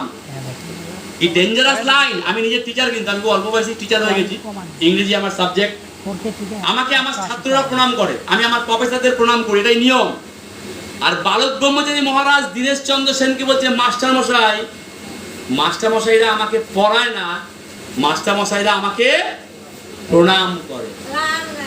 আমরা তাকে পেয়েছি গুরু রূপে। আমাদের একটু উপলব্ধি করতে হবে, আমাদের কিচ্ছু হারায়নি, কিন্তু আমাদের কিচ্ছু হারায়নি। কি হচ্ছে আমাদের গল্পটা জানেন? ওই মেসেঞ্জারের পাল্লায় পড়ে আমাদের সব কিছু। ঠাকুর তো পড়েছে ঝামেলা, ঠাকুর চোরকে বলছে চুরি কর, আর গৃহস্থকে কি বলছে সাবধান হয়ে যা। ঠাকুর চোরকে বলছে চুরি করো, আবার গৃহস্থকে কি বলছে সাবধান হয়ে যাও। প্রমাণ ঠাকুর বলছে বুঝলি যখন নাই মাইলাম, ওই কোটি কোটি সোল বলছে বিদেহী গুলো আমাদের কি উপায় হবে, কারণ তিনি ছাড়া তো মুক্তির কেউ আর নাই। ঠাকুর সেদিন কি বলেছিল? আমার কোন সন্তানকে তোমরা যদি বিভ্রান্ত করতে পারো, আমার কোন সন্তানকে তোমরা যদি আমার পথ থেকে সরিয়ে দিতে পারো, মানে মেসেঞ্জারের কাজ যদি করতে পারো, তাহলে তাদের মাত্রা নিয়ে তোমরা মুক্তি পাবে। আর আমাদের কি বললো, যাই কিছু ঘটুক না কেন, যতই মেসেঞ্জারের প্রভাব আসুক না কেন, কোনো মতেই কিন্তু গুরু পদ ছাড়া হইও না। জায়গাটা বোঝার চেষ্টা করতে হবে, তাই তো? এই যে এখানে আমরা বসে আছি সবাই, আবার বললাম এটা পাবলিক মিটিং এর কথা নয়, কিন্তু এটা ঘরোয়া কথা। এখানে কতজন আছে? মানন্দা বলবে এখানে 500 জন আছে। হ্যাঁ বলবে 500, এখানে 5 কোটি আছে। মানন্দা বলবে 500, দীপক চক্রবর্তী বলবে 500, সত্য চক্রবর্তী বলবে 500। এখানকার আমার সমস্ত গুরু ভাই বোনেরা বলবেন এখানে 500 লোক আছে, নট মোর দ্যান 500। খাতা দেখুন, খাতায় সই করা আছে 500 জনের বেশি ভাই বোন এখানে নেই। কিন্তু আমার গুরুকে যদি জিজ্ঞাসা করা হয়, গুরু বলবে এখানে 5 কোটি আছে। মানে কি? 500 প্লাস এই বিদেহীগুলো। এদের কাজটা কি? এদের কাজ কি? এদের কাজ কাকে কোন দুর্বল পথ দিয়ে প্রবেশ করে তাকে গুরুর পথ থেকে সরিয়ে দেওয়া যায়। ঠাকুর কত সুন্দর দৃষ্টান্ত দিয়ে বোঝাচ্ছে যে বুঝলি, একজনের লটারি পাওয়ার কথা না, একজনের লটারি পাওয়ার কথা না, তবুও সে লটারি পেয়ে গেছে, ঠিক আছে? আর যেই লটারি পেয়ে গেল, আগে ঠাকুরের নামে যেত, ঠাকুরের কাজে যেত, যেই লটারি পেয়ে গেছে ঠাকুরকে ভুলতে আরম্ভ করে। দেখুন তাহলে মেসেঞ্জার যে আমাদের জীবনে আসবে, মেসেঞ্জার যে সন্তান দলের প্রতিটি কর্মী ভাই বোনদের জীবনে আসবে, এটা স্বাভাবিক, এটা গুরু বলেছে। বাট দ্য কোশ্চেন ইজ কিভাবে আসবে? মেসেঞ্জার কি কালো জামা পরে আমাদের কাছে আসবে ভূতের মতো? না, মেসেঞ্জার তো আমাদের এই ব্যবহারিক জীবনের মধ্য দিয়ে, আমাদের ব্যবহারিক যে জীবন, আমাদের বাবা মা আত্মীয় স্বজন ভাই বোন, এদের মধ্য দিয়ে মেসেঞ্জার কি করবে? কাজ করবে আমাদেরকে তার কাছ থেকে সরিয়ে দেওয়ার জন্য। কেন? কারণ আবার কত কোটি বছর পর যে এই সুযোগ আবার আসবে তার কোনো ঠিক নাই। ঠাকুর যে মালগাড়ি দেখছস, ঠাকুরের কথা সব, আপনাদের যে গাইসাল, আপনাদের গাইসাল উত্তরবঙ্গে আসতে গেলে গাইসাল ট্রেন দুর্ঘটনা দেখবেন এখনো কিছু কম্পার্টমেন্ট পড়ে আছে, শ্যাওলা হয়ে গেছে, জং ধরে গেছে। বলছে মালগাড়ি দেখছস, ওই রকম মালগাড়ির মতো কোটি কোটি জনম পড়ে থাকবে। আমার তো বড় মায়া, তাই আমি তোদেরকে নিয়ে যাব। কিন্তু আমি যে তোদের নিয়ে যাব, আমাদের যে গুরু সেই মধুময় স্থানে পৌঁছে দেবেন, এখানে দুটো প্রবলেম আছে কিন্তু। নাম্বার 1, আমার 1000 কোটি জন্মের লোন, আমার 1000 কোটি জন্মের পাপের বোঝা, ঠাকুরের শব্দ, কোটি কোটি জন্মের পাপের বোঝা। আর সেকেন্ড, মেসেঞ্জারের খেলা। মেসেঞ্জার প্রতি মুহূর্তে আমাদের মধ্যে, প্রতি মুহূর্তে মেসেঞ্জার,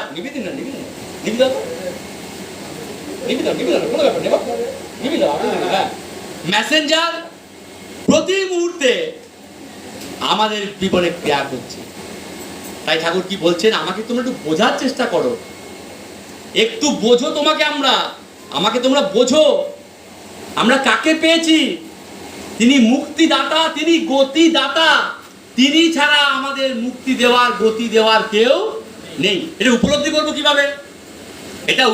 করবো কিভাবে? সব জায়গায় বলি এই কথাটা, পুরনো কথা কিন্তু নতুন কথা নয়, এটা পুরনো কথা কিন্তু এটাই আসল কথা। এটা অরুণদা বলে গেছে আমাদের, প্রয়াত অরুণদা বাঁকুড়ার, সুন্দর দৃষ্টান্ত দিয়ে। এটা চিরন্তন থাকবে।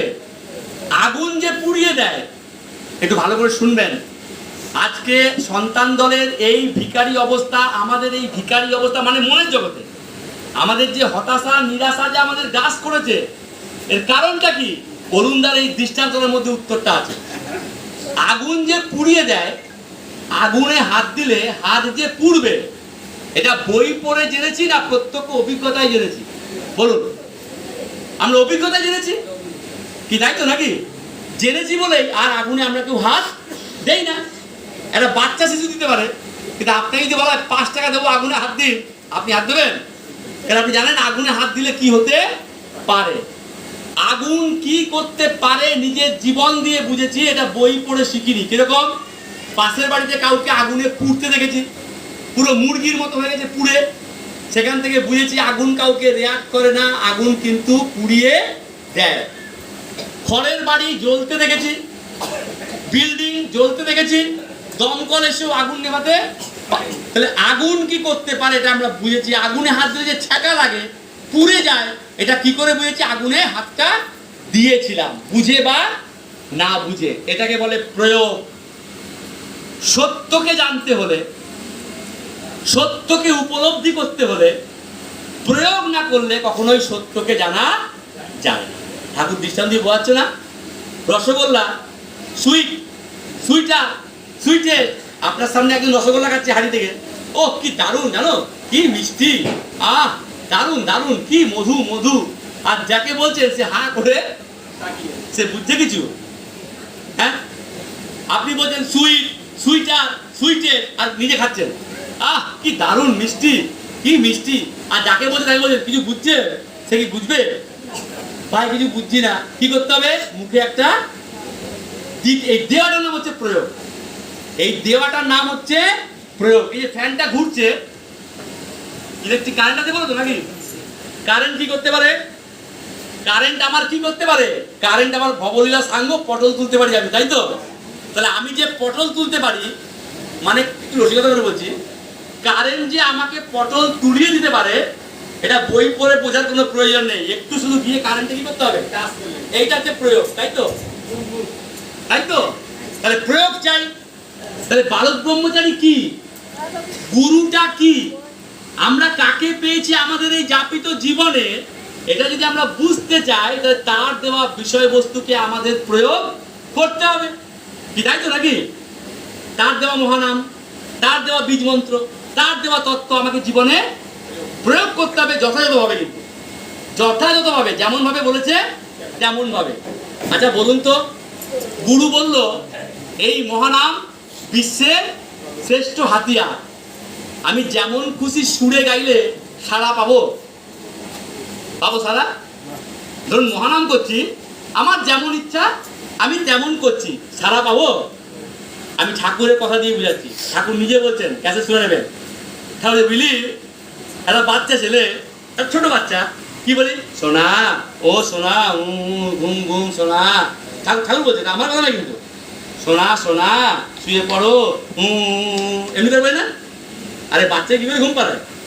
এ বলো সবাই, আয় আয় দাদ মামা টিপ দিয়ে যা, সোনা সোনা, এমনি করে বলো তো? আচ্ছা একটা বুড়া লোককে যদি তুই বলিস সোনা সোনা ঘুমাও সোনা, ঠাকুর বলছে, আমার কথা না, ঠাকুর বলছে, ঠিক আছে? পারলে ক্যাসেটটা শুনে নেবেন, কি সুন্দর লাগবে।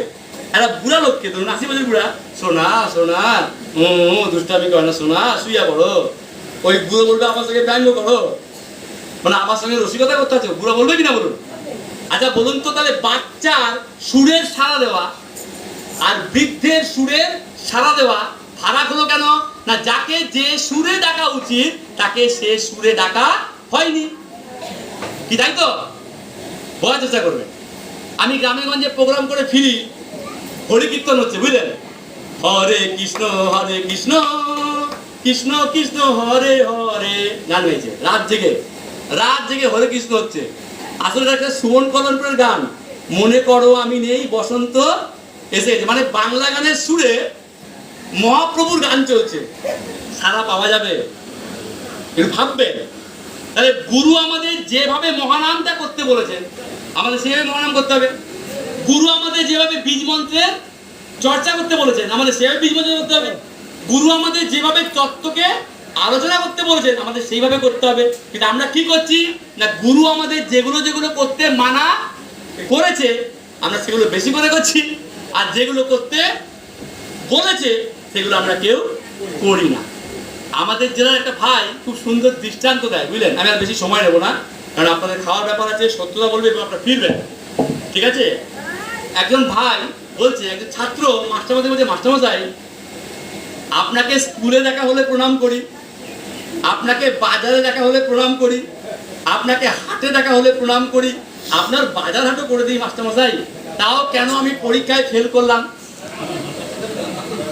আপনাকে তো ঘরে প্রণাম করি, বাজারে প্রণাম করি, আপনার হাট বাজারও করে দেই, আর স্কুলে তো ঢিপ ঢিপ করে প্রণাম করি, তো সকাল সন্ধ্যা আপনাকে প্রণাম করি, আমি পরীক্ষায় ফেল করলাম কেন? তো মাস্টারমশাই বলছে, বাবাজি তুমি আমাকে প্রণাম করো এ কথা ঠিক, কিন্তু আমি তোমাকে যা যা করতে বলেছি তুমি সেগুলো করো কি? বলছে না মাস্টারমশাই। অঙ্ক মিলবে? সহজ করে বুঝুন, বেদের স্কুলের মাস্টারমশাইকে যা দিয়ে আমি কথা শুরু করেছিলাম মিলিয়ে দিচ্ছি, I am calling it a day. এই বেদের স্কুলের মাস্টারমশাইকে ঠাকুর, ছাত্রছাত্রী কারা? আমরা। বই কটা? 3টা। তাহলে গুরুর নির্দেশ মেনে যদি না চলি পরীক্ষায় পাস করব? আজকে সন্তান দলের অবস্থা কেন? আমাদের মধ্যে হতাশা নিরাশা কেন? না ঠাকুর যা যা করতে বলেছে সেগুলো আমরা করি না, আর যা যা করতে মানা করেছে আমরা বেশি করে করি। প্রমাণ? আচ্ছা বলুন তো, আমি একটা প্রশ্ন করছি আপনাদের, ঠাকুর কি বললেন? বিপ্লব কিভাবে হবে, কেমন ভাবে হবে, এটা নিয়ে তোমরা কেউ মাথা ঘামাবে না। এই কথা ঠাকুর বলেছে না বলেনি? আপনি বলুন, বলেছে না বলেনি? একটা স্ট্যান্ডিং অর্ডার আছে। তাহলে গুরুর একটা স্ট্যান্ডিং অর্ডার আছে। তো গুরুর স্ট্যান্ডিং অর্ডার কি? যে বিপ্লব কবে হবে, কিভাবে হবে, এটা নিয়ে তোমরা কেউ মাথা। আচ্ছা বলুন তো, যে গুরু বললো তোমরা হবে বিশ্লেষণমুখী, তোমরা কাটাছেড়া করবে, তোমরা আলোচনা করবে, তোমরা চর্চা করবে, যিনি তার পেটের বাচ্চাদের এত কিছু বললেন, বিপ্লবের ক্ষেত্রে তিনি নো এন্ট্রি কেন বসিয়ে দিলেন? যে বিপ্লব কবে হবে, কিভাবে হবে, এটা নিয়ে তোমরা কেউ মাথা ঘামাবে না। তার কারণ বালক ব্রহ্মচারী মহারাজ যে বিপ্লবটা করবেন এই মাটির পৃথিবীতে, এটা চিন্তা করার মতো মাথা এখনো এই পৃথিবীতে তৈরি হয়নি। It is the cause. আপনি ভাবতে পারছেন 92 সালে বালক ব্রহ্মচারী মহারাজ বলছেন প্রকাশ্য সভায় চুচুড়াতে, আমি এক মহান দৃষ্টান্ত স্থাপন করতে চাই এই সমাজের বুকে। মাইন্ড ইট, লাইনটা ফলো করুন। আমি এক মহান দৃষ্টান্ত স্থাপন করতে চাই এই সমাজের বুকে, যা আজ পর্যন্ত হয়নি, কেউ করে যেতে পারেনি। আমি কথার মধ্য দিয়ে কাজ করতে চাই না, আমি কাজের মধ্য দিয়ে কথা বলতে চাই। কত বড় প্রতিশ্রুতি, কি তাই তো? আমি সেই গুরু কি বলছেন? আমি এমন এমন সমাজ করে দিয়ে যাব যে আগামী 50,000 বছর এখানে কাউকে গুরুগিরি করার জন্য আসতে হবে না। তাই তো? শুধু আমি তোমাদের ডাক দিলে যেন পাই। আমি যখন ডাক দেব তোমরা আসবে তো, কি তাই তো? হ্যাঁ গুরু, হ্যাঁ ঠাকুর, এই হাত তুলেছি। কিন্তু বিপ্লব কবে হবে, কোন তারিখে হবে, কিভাবে হবে? নেতাজি উত্তর দিয়ে আসবে না দক্ষিণ দিয়ে আসবে? নেতাজি পাহাড় দিয়ে আসবে না মরুভূমি দিয়ে আসবে? এগুলো নিয়ে ঠাকুর আমাদের ভাবতে বলেছেন কি? আমি জিজ্ঞেস করছি, বলুন। নো, নো এন্ট্রি আছে। আর আমরা এগুলো নিয়েই বেশি ভাবতে গিয়ে আমরা মাকড়সার জালে জড়িয়ে পড়ছি। কারণ গুরু যদি না বলে না, গুরু যদি হ্যাঁ বলে হ্যাঁ, কি তাই তো নাকি? আদর্শ শিষ্যকে, আদর্শ সন্তানকে, আদর্শ সৈনিককে যে কমান্ডারের নির্দেশটা টোটো ফলো করে, কি তাই তো? তাহলে গুরু আমাকে কি বললো? গুরু আমাকে এগুলো নিয়ে ভাবতে মানা করলো। গুরু আমাকে কি করতে বললো? তোমরা বেদ প্রচারক মাত্র। সন্তান দল বেদ প্রচারক মাত্র। প্রচারক বলে থামেনি কিন্তু, কি বলে থেমেছে? মাত্র। তাহলে আমাদের কাজটা কি? অনলি। মাত্র কি? অনলি। আমাদের কাজটা কি? বেদের প্রচার করা। বেদের প্রচার করতে করতে যেন আমাদের মৃত্যু হয়, এটা হচ্ছে গুরুর চাওয়া। এটা হচ্ছে গুরুর চাওয়া। তাহলে আমরা যদি সেই সাবজেক্টটাকে আমাদের এই যাপিত জীবনে চর্চা না করি, কালচার না করি, অঙ্কের ফল মিলবে? আমরা আগাম ভাবছি। আমি রসিকতা করে বলি সবাইকে, একদিন রাত্রিবেলা একদিন ভাই আমাকে ফোন করছে, ফোন করে বলছে, দীপকদা, ঠাকুরের যখন বেদের সমাজ হবে তখন নিশ্চয়ই ভারতবর্ষের শাস্ত্রমন্ত্রী বাবা রামদেব হবে। দেখুন বাবুন, মানে কত এগিয়ে গেছে সে ভাবনা। হ্যাঁ, মানে ঠাকুরের যখন বেদের যুগ আসবে, সেই বেদের যুগে ভারতবর্ষের শাস্ত্রমন্ত্রী কি হবে? বাবা রামদেব। ঠাকুর কি এগুলো নিয়ে ভাবতে বলেছে? সেই ভাইটার দোষ না, তাকে কেউ না কেউ এইভাবে বুঝিয়েছে। এইটা আমাদের বুঝতে হবে, এটা আমাদের সাবজেক্ট নয়। আমাকে গুরু যা বলেছে আমি সেইটুকু করবো, তার নির্দেশের বাইরে আমি যাব না। গুরুর নির্দেশের বাইরে গেলে কি হয়, একটা ঘটনা বলি আপনাদের। সুখচরে দর্শন চলছে, একটা বাচ্চাকে নিয়ে এসছে ঠাকুরের কাছে। একেবারে কালো মুরগির মতো পুরা ঝলসে গেছে, কালো মুরগি একটা বাচ্চা ঠাকুর কাছে নিয়ে এসছে, বাবা একে বাঁচাও। ঠিক আছে, বাবা মা নিয়ে এসছে বাচ্চাটাকে, ঠাকুর বলছে একটু গরম জল নিয়ে আয় তো। যেই বলছে গরম জল নিয়ে আয়, বাবা মা এ ওর মুখের দিকে দেখাচ্ছে, কেন বলতো একেতেই বাচ্চাটা মুরগির মতো কালো হয়ে গেছে, মানে পুড়ে গেছে বাচ্চাটা, পুরো কালো বাচ্চা। ঠিক আছে, তাকে বলছে গরম জলে, গরম জল নিয়ে আয়। এবার একটা গামলায় টকবক করে গরম জল ফুটছে, ঠাকুর বলছে থো এইটারে। ঠাকুর বলছে বাচ্চাটার থো। এই বাচ্চাটার থো এতক্ষণ যে ঠাকুর ঠাকুর বলছিল বাবা মা, বলা বন্ধ হয়ে গেছে। মা তাকায় বাবার দিকে, বাবা তাকায় মায়ের দিকে। দেখুন দেখুন কি অদ্ভুত, এতক্ষণ যে গুরু গুরু বলছিল, এতক্ষণ সুখচারে এসেছিল যে আশা নিয়ে, কি আশা নিয়ে, যে ঠাকুর ভালো করে দেবে। আমাদের বিশ্বাসটা কত পলকা, আমাদের আস্থাটা কত কত কত ফ্রেজাইল, কত ঠুনকো। দেখুন, যে ঠাকুরকে এসে বলছে তুমি বাঁচাও, এবার গুরু যখন বাঁচার রাস্তা দেখাচ্ছে, তখন বাবা তাকায় মায়ের দিকে, মা তাকায় বাবার দিকে। কেন? কারণ বাচ্চাটা কালো মুরগির মতো হয়ে গেছে, আর ঠাকুর বলছে তাকে কি হতে, গরম জলে ফেলতে। এবারে গামলা নিয়ে এসছে, গামলাতে গরম জলটা টকবক করে ফুটছে, তো ঠাকুর বলছে সুখচর বাড়ি ঘটনা। ঠাকুর বলছে থো এইটারে, এরা তো ফেলছে না। ঠাকুর এক ধমক দিয়েছে, যখন ধমক দিয়েছে তখনও ফেলছে না, তো ঠাকুর বাড়ির একজন ওই কালো মুরগির মতো বাচ্চাটাকে নিয়ে ওই গরম জলের মধ্যে দিয়েছে ফেলে, আর যা তা ফেলে দিয়েছে, সেই বাচ্চা চিংড়ি মাছের মতো আনন্দে খেলা করছে। এর সব অবাক হয়ে কি ব্যাপার, এই টকবক করে গরম জলে বাচ্চা এরকম করছে, মানে বাচ্চাটা আনন্দেই খেলা করছে। হ্যাঁ বলছে তোর এইটারে তুলেছে, মিলি আরো 6 মাস ভুগবো। ও ভালো হয়ে গেছে, ও ভালো হয়ে গেছে, ও রোগ সারিয়ে দিচ্ছি, তুই 6 মাস ভুগবে, 3 মাস বাবার জন্য, 3 মাস মায়ের জন্য। কেন বলুন তো? এই যে ডাউট, এই যে doubt, we don't have the least right to doubt his holiness, we don't have the least doubt to doubt his holiness। ঠাকুর যেন ডাউট না করি, ঠাকুরের মুখ থেকে ওয়ান সাটার জেনে রাখুন। আমি নিজের জীবন দিয়ে বুঝেছি, আমি শুধু বই পড়ি না, আমি নিজের জীবনটাকে প্রয়োগ করার চেষ্টা করি। দায়িত্ব নিয়ে একটা কথা বলছি আপনাদের, সারা জীবন গেঁথে রেখে দেবেন।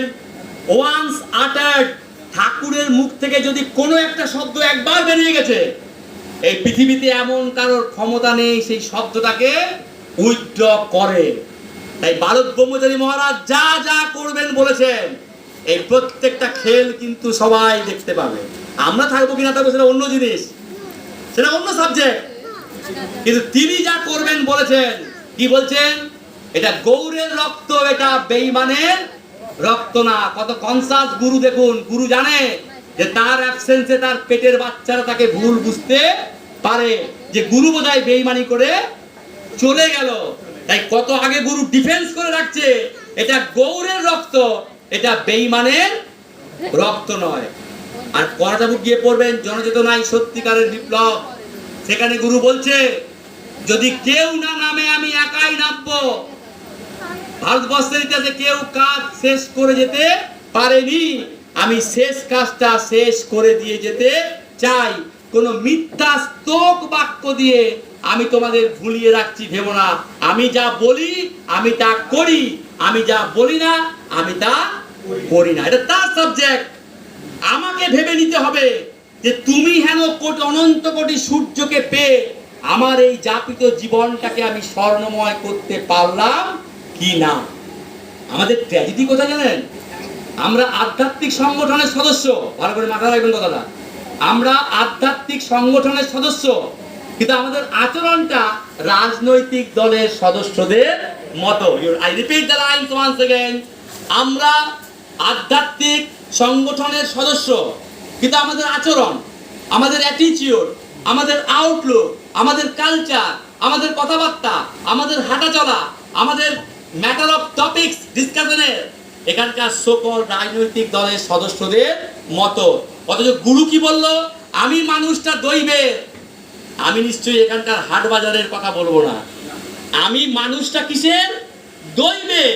তিনি দৈবের তো, আরে দৈবের বলেই তো মায়ের পেট থেকে যখন পড়লো মা কোনো গর্ভ যন্ত্রণা ভোগ করো না। You try to understand my dear friends. Had it been a public forum, এই যে পাবলিক ফোরাম তো দীপক কাকুর এইভাবে কথা বলতো না, পাবলিক ফোরামে এই কথাগুলো বলা যায় না, এটা আমাদের কথা। এটা আমাদের ঘরানার কথা বলেই আমরা আলোচনাগুলো করছি। ঠাকুর যখন এই পৃথিবীতে এসছে, মায়ের কোনো গর্ভ যন্ত্রণা ছিল না, এটা এখানকার সায়েন্সে আছে। বলুন, ঠাকুর যখন পৃথিবীতে এলো, ঠাকুরের গায়ে কোনো স্পট ছিল না, কোনো ক্লেম ছিল না, এটা এখানকার মেডিকেল সায়েন্সে আছে। ঠাকুর যখন জন্মালো, ঠাকুর নীরব, সবাই বললো বোবা কারা বোধহয় এসেছে। যখন বলা হলো তুমি বুঝিয়ে দাও তুমি কে, তখন 3 বার তার স্বরে চিৎকার করে বুঝিয়েছিল যে আমি সুরে ভরপুর। তার জীবনটাকে একটু স্টাডি করুন। আচ্ছা বলুন তো, আমি আবার প্রশ্ন করছি, কিন্তু don't mind, don't take it otherwise, আমি আপনাদের একজন ভাই, আমি আবার বলেছি at the outset of my speech, আমার বক্তব্যের প্রারম্ভে একটা কথা বলেছি, আমি বক্তা নই। এই মানব সভ্যতায় বক্তা একজন, তিনি হচ্ছেন আমাদের ঠাকুর। আমরা তার স্কুলের ছাত্র, we are just talking about, আমরা তার ডিসকোর্সটা নিয়ে আমরা শুধু আলোচনা করছি। আচ্ছা বলুন তো, বালক ব্রহ্মচারী যখন এই পৃথিবীতে এসেছিল, সেদিন সব থেকে বেশি খুশি হয়েছিল কে জানেন? বলতে পারবেন? সেই ছোট্ট ছাগল শিশুটি। কেন বলুন তো? ঠাকুর এসেছিল বলে তার কিন্তু বলি হয়নি, সে মুক্তি পেয়েছিল। তাহলে এটা দিয়ে গুরু জানিয়ে দিচ্ছে তিনি হলেন জীবের মুক্তি দাতা। কথাটা বোঝা গেছে? তার পুরোটাই দৈবের, তাই তিনি বলছেন আমি মানুষটা দৈবের। তাকে যদি আমি বুঝতে চাই, আমাকে দৈবের চশমা দিয়েই বুঝতে হবে। আমি পরনিন্দা করব, পরচর্চা করব, সমালোচনা করব, নিন্দা করব, আবার রামনারায়ণ গানও করব, অঙ্ক মিলবে? আরে বলুন না, ঠাকুর কি বলছেন?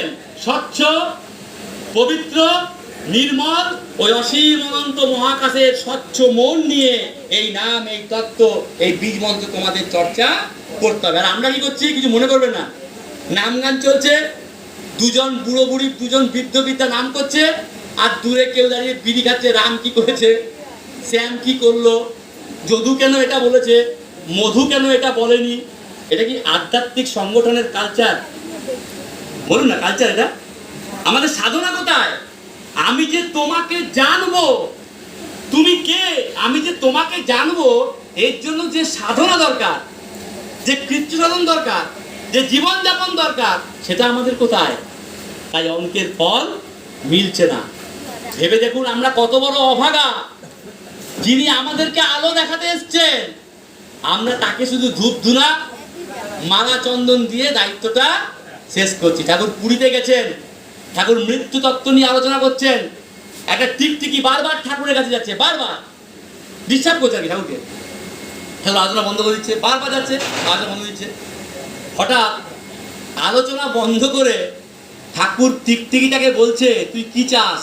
দেখুন, ভাবতে পারেন, আমরা জানি মানুষ মানুষের সাথে কথা বলে, আর ঠাকুর কথা বলছে কার সাথে?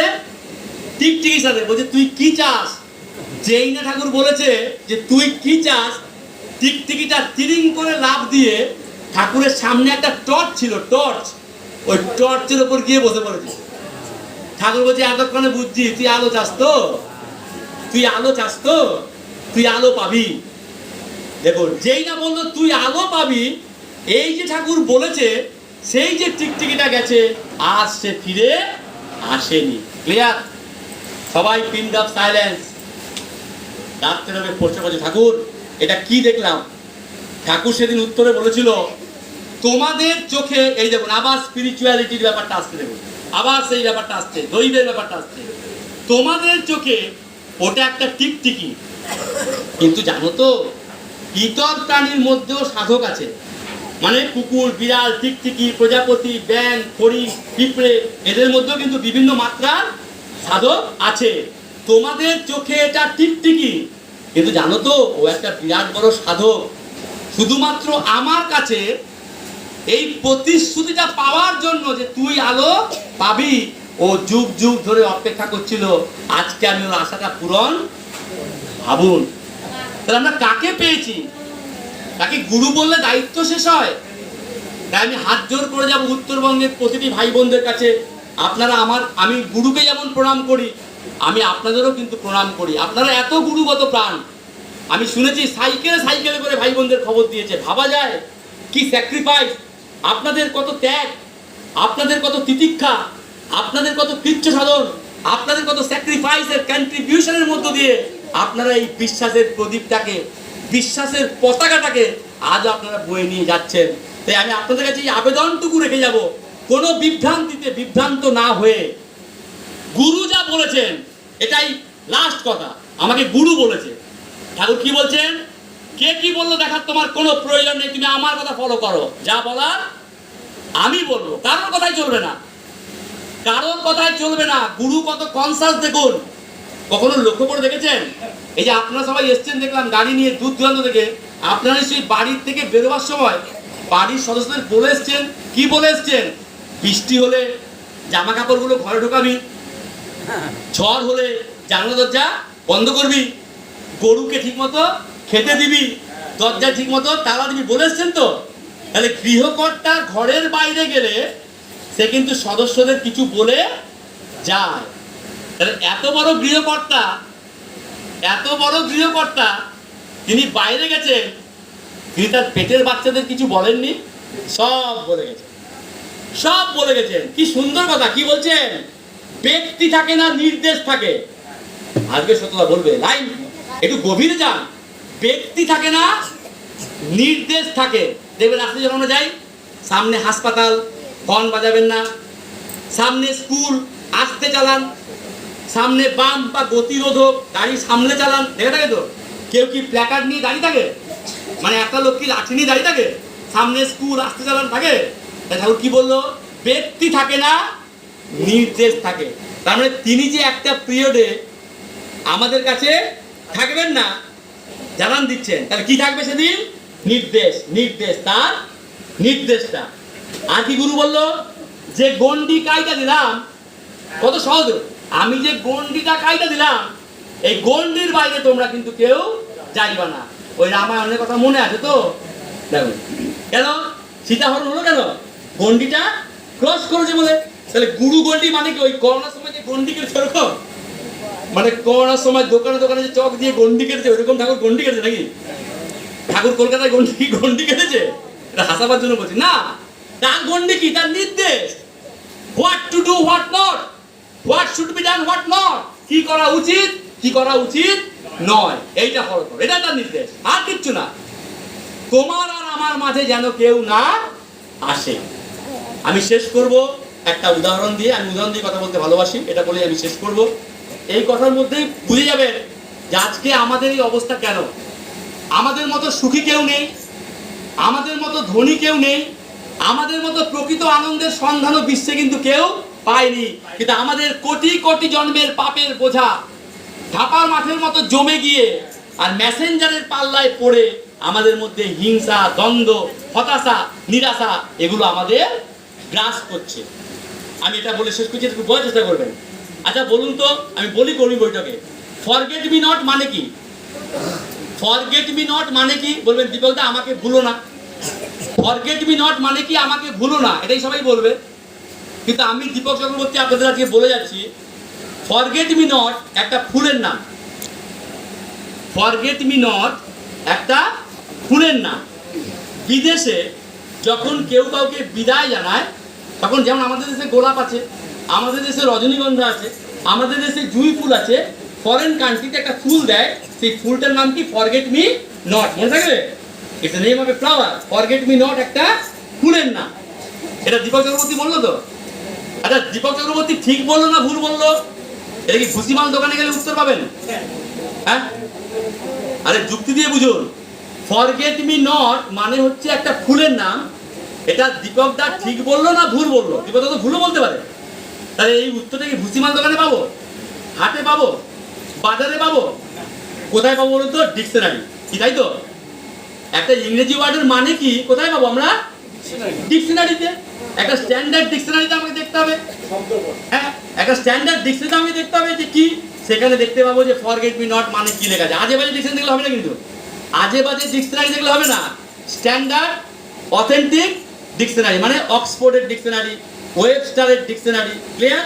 তাতে উত্তরটা মিলিয়ে নেবে, আমি বলে দিচ্ছি। কিন্তু স্ট্যান্ডার্ড ডিকশনারিতে পাবে, আজে বাজে ডিকশনারিতে পাবে না। পাতা খুললেই দেখতে পাবে forget me not is a name of a flower. তখন তোমরা বুঝে নেবে যে দীপক যা বলেছে তা সঠিক। তাহলে আমাদের মধ্যে যত প্রশ্ন আসবে, আমাদের মধ্যে যত দ্বন্দ্ব আসবে, আমাদের মধ্যে যত দ্বিধা আসবে, সংগঠনকে ঘিরে, ঠাকুরকে ঘিরে, তত্ত্বকে ঘিরে যত প্রশ্ন আসবে, এই প্রত্যেকটা প্রশ্নের উত্তর খোঁজার জন্য আমাদের কারোর কাছে যাওয়ার দরকার নেই। আমাদের পরাজাবুক আছে, আমাদের অভিনব দর্শন আছে, আমাদের গুরু মুখনিসৃত ক্যাসেট আছে। আমরা ওগুলো নিজেরা যদি কাটাছেড়া করি, তাহলে নিশ্চয়ই পথ চলতে আমাদের কোনো, কি ভুল বললাম বলুন? আমি বলতে চাইছি, ঠাকুরকে নিয়ে যদি আমাদের কোনো প্রশ্ন আসে, সংগঠনকে নিয়ে আমাদের যদি কোনো প্রশ্ন আসে, তার তত্ত্ব দর্শন নিয়ে আমাদের মধ্যে যদি কোনো প্রশ্ন আসে, উত্তর আমরা কিসের মধ্যে খুঁজবো? পরাজাবুক, ঠাকুরের ভাষণ, বীরেন্দ্র কৃষ্টি পরিষদের বই, অভিনব দর্শনের বই, সেগুলো কাটাছেড়া করলেই আমরা উত্তরটা পেয়ে যাব। ওই যে হরেন আর সুরেন দুই বন্ধু ছিল, হরেন খুব বিড়ি খায়, ঠিক আছে, হরেনের খুব বিড়ির নেশা আছে আর কি। তো একদিন ঝড় জল হচ্ছে, তো হরেনের ইচ্ছা হয়েছে সে বিড়ি খাবে, কিন্তু বাড়িতে কোনো দেশলাই নেই। তো সে কি করবে, সে হ্যারিকেন নিয়ে সুরেনের বাড়ি গেছে। সুরেন, দরজা লাগাচ্ছে, সুরেন সুরেন আছো ভাই? আরে দরজা খোলো, ঝড় বৃষ্টি, বড় বিপদে পড়েছি ভাই। তো সুরেন দরজা খুলে দিয়েছে। আরে কি ভিজে ভিজে এসছো? ভাই বড় বিপদে পড়েছি, মানে অনেক ভারী ভারী কথা বলেছি, দ্যাটস ভাই, এটা বলে আমি শেষ করবো। I am calling it a day. ভাই আমি বড় বিপদে পড়েছি। কি বিপদ ভাই? ভাই তুমি তো জানো আমি একটু বিড়ি খাই, বিড়ির নেশা, এত সুন্দর ঝড় ঝড়ে রাত, একটু বিড়ি খাবো ভাই, একটু আগুন কোথায় আছে বলতে পারো? বলছে, হে ভগবান, তুমি কি করেছো? তুমি ঝড় জলের মধ্যে আগুনের জন্য আমার কাছে এসছো? আরে আগুন তো তোমার কাছেই আছে। হ্যাঁ, আগুন আমার কাছে আছে। কোথায় আগুন? বলছে হ্যারিকেন। তুমি হ্যারিকেনটা নিয়ে তো আমার কাছে এসছো? আরে এখান থেকে যাতে পারতে, এত কষ্ট করার কি দরকার ছিল? দীপক চক্রবর্তী এই গল্পটা বলে এই কথাটাকে প্রমাণ দেওয়ার জন্য, প্রতিষ্ঠা দেওয়ার জন্য। আমাদের কাউকে কিচ্ছু জিজ্ঞাসা করার দরকার নাই। আমাদের যা কিছু জানার, আগুন আমাকে গুরু দিয়েই রেখেছে। সেই আগুন কি? তার দেওয়া মহানাম, তার দেওয়া বীজ মন্ত্র, তার দেওয়া তত্ত্ব।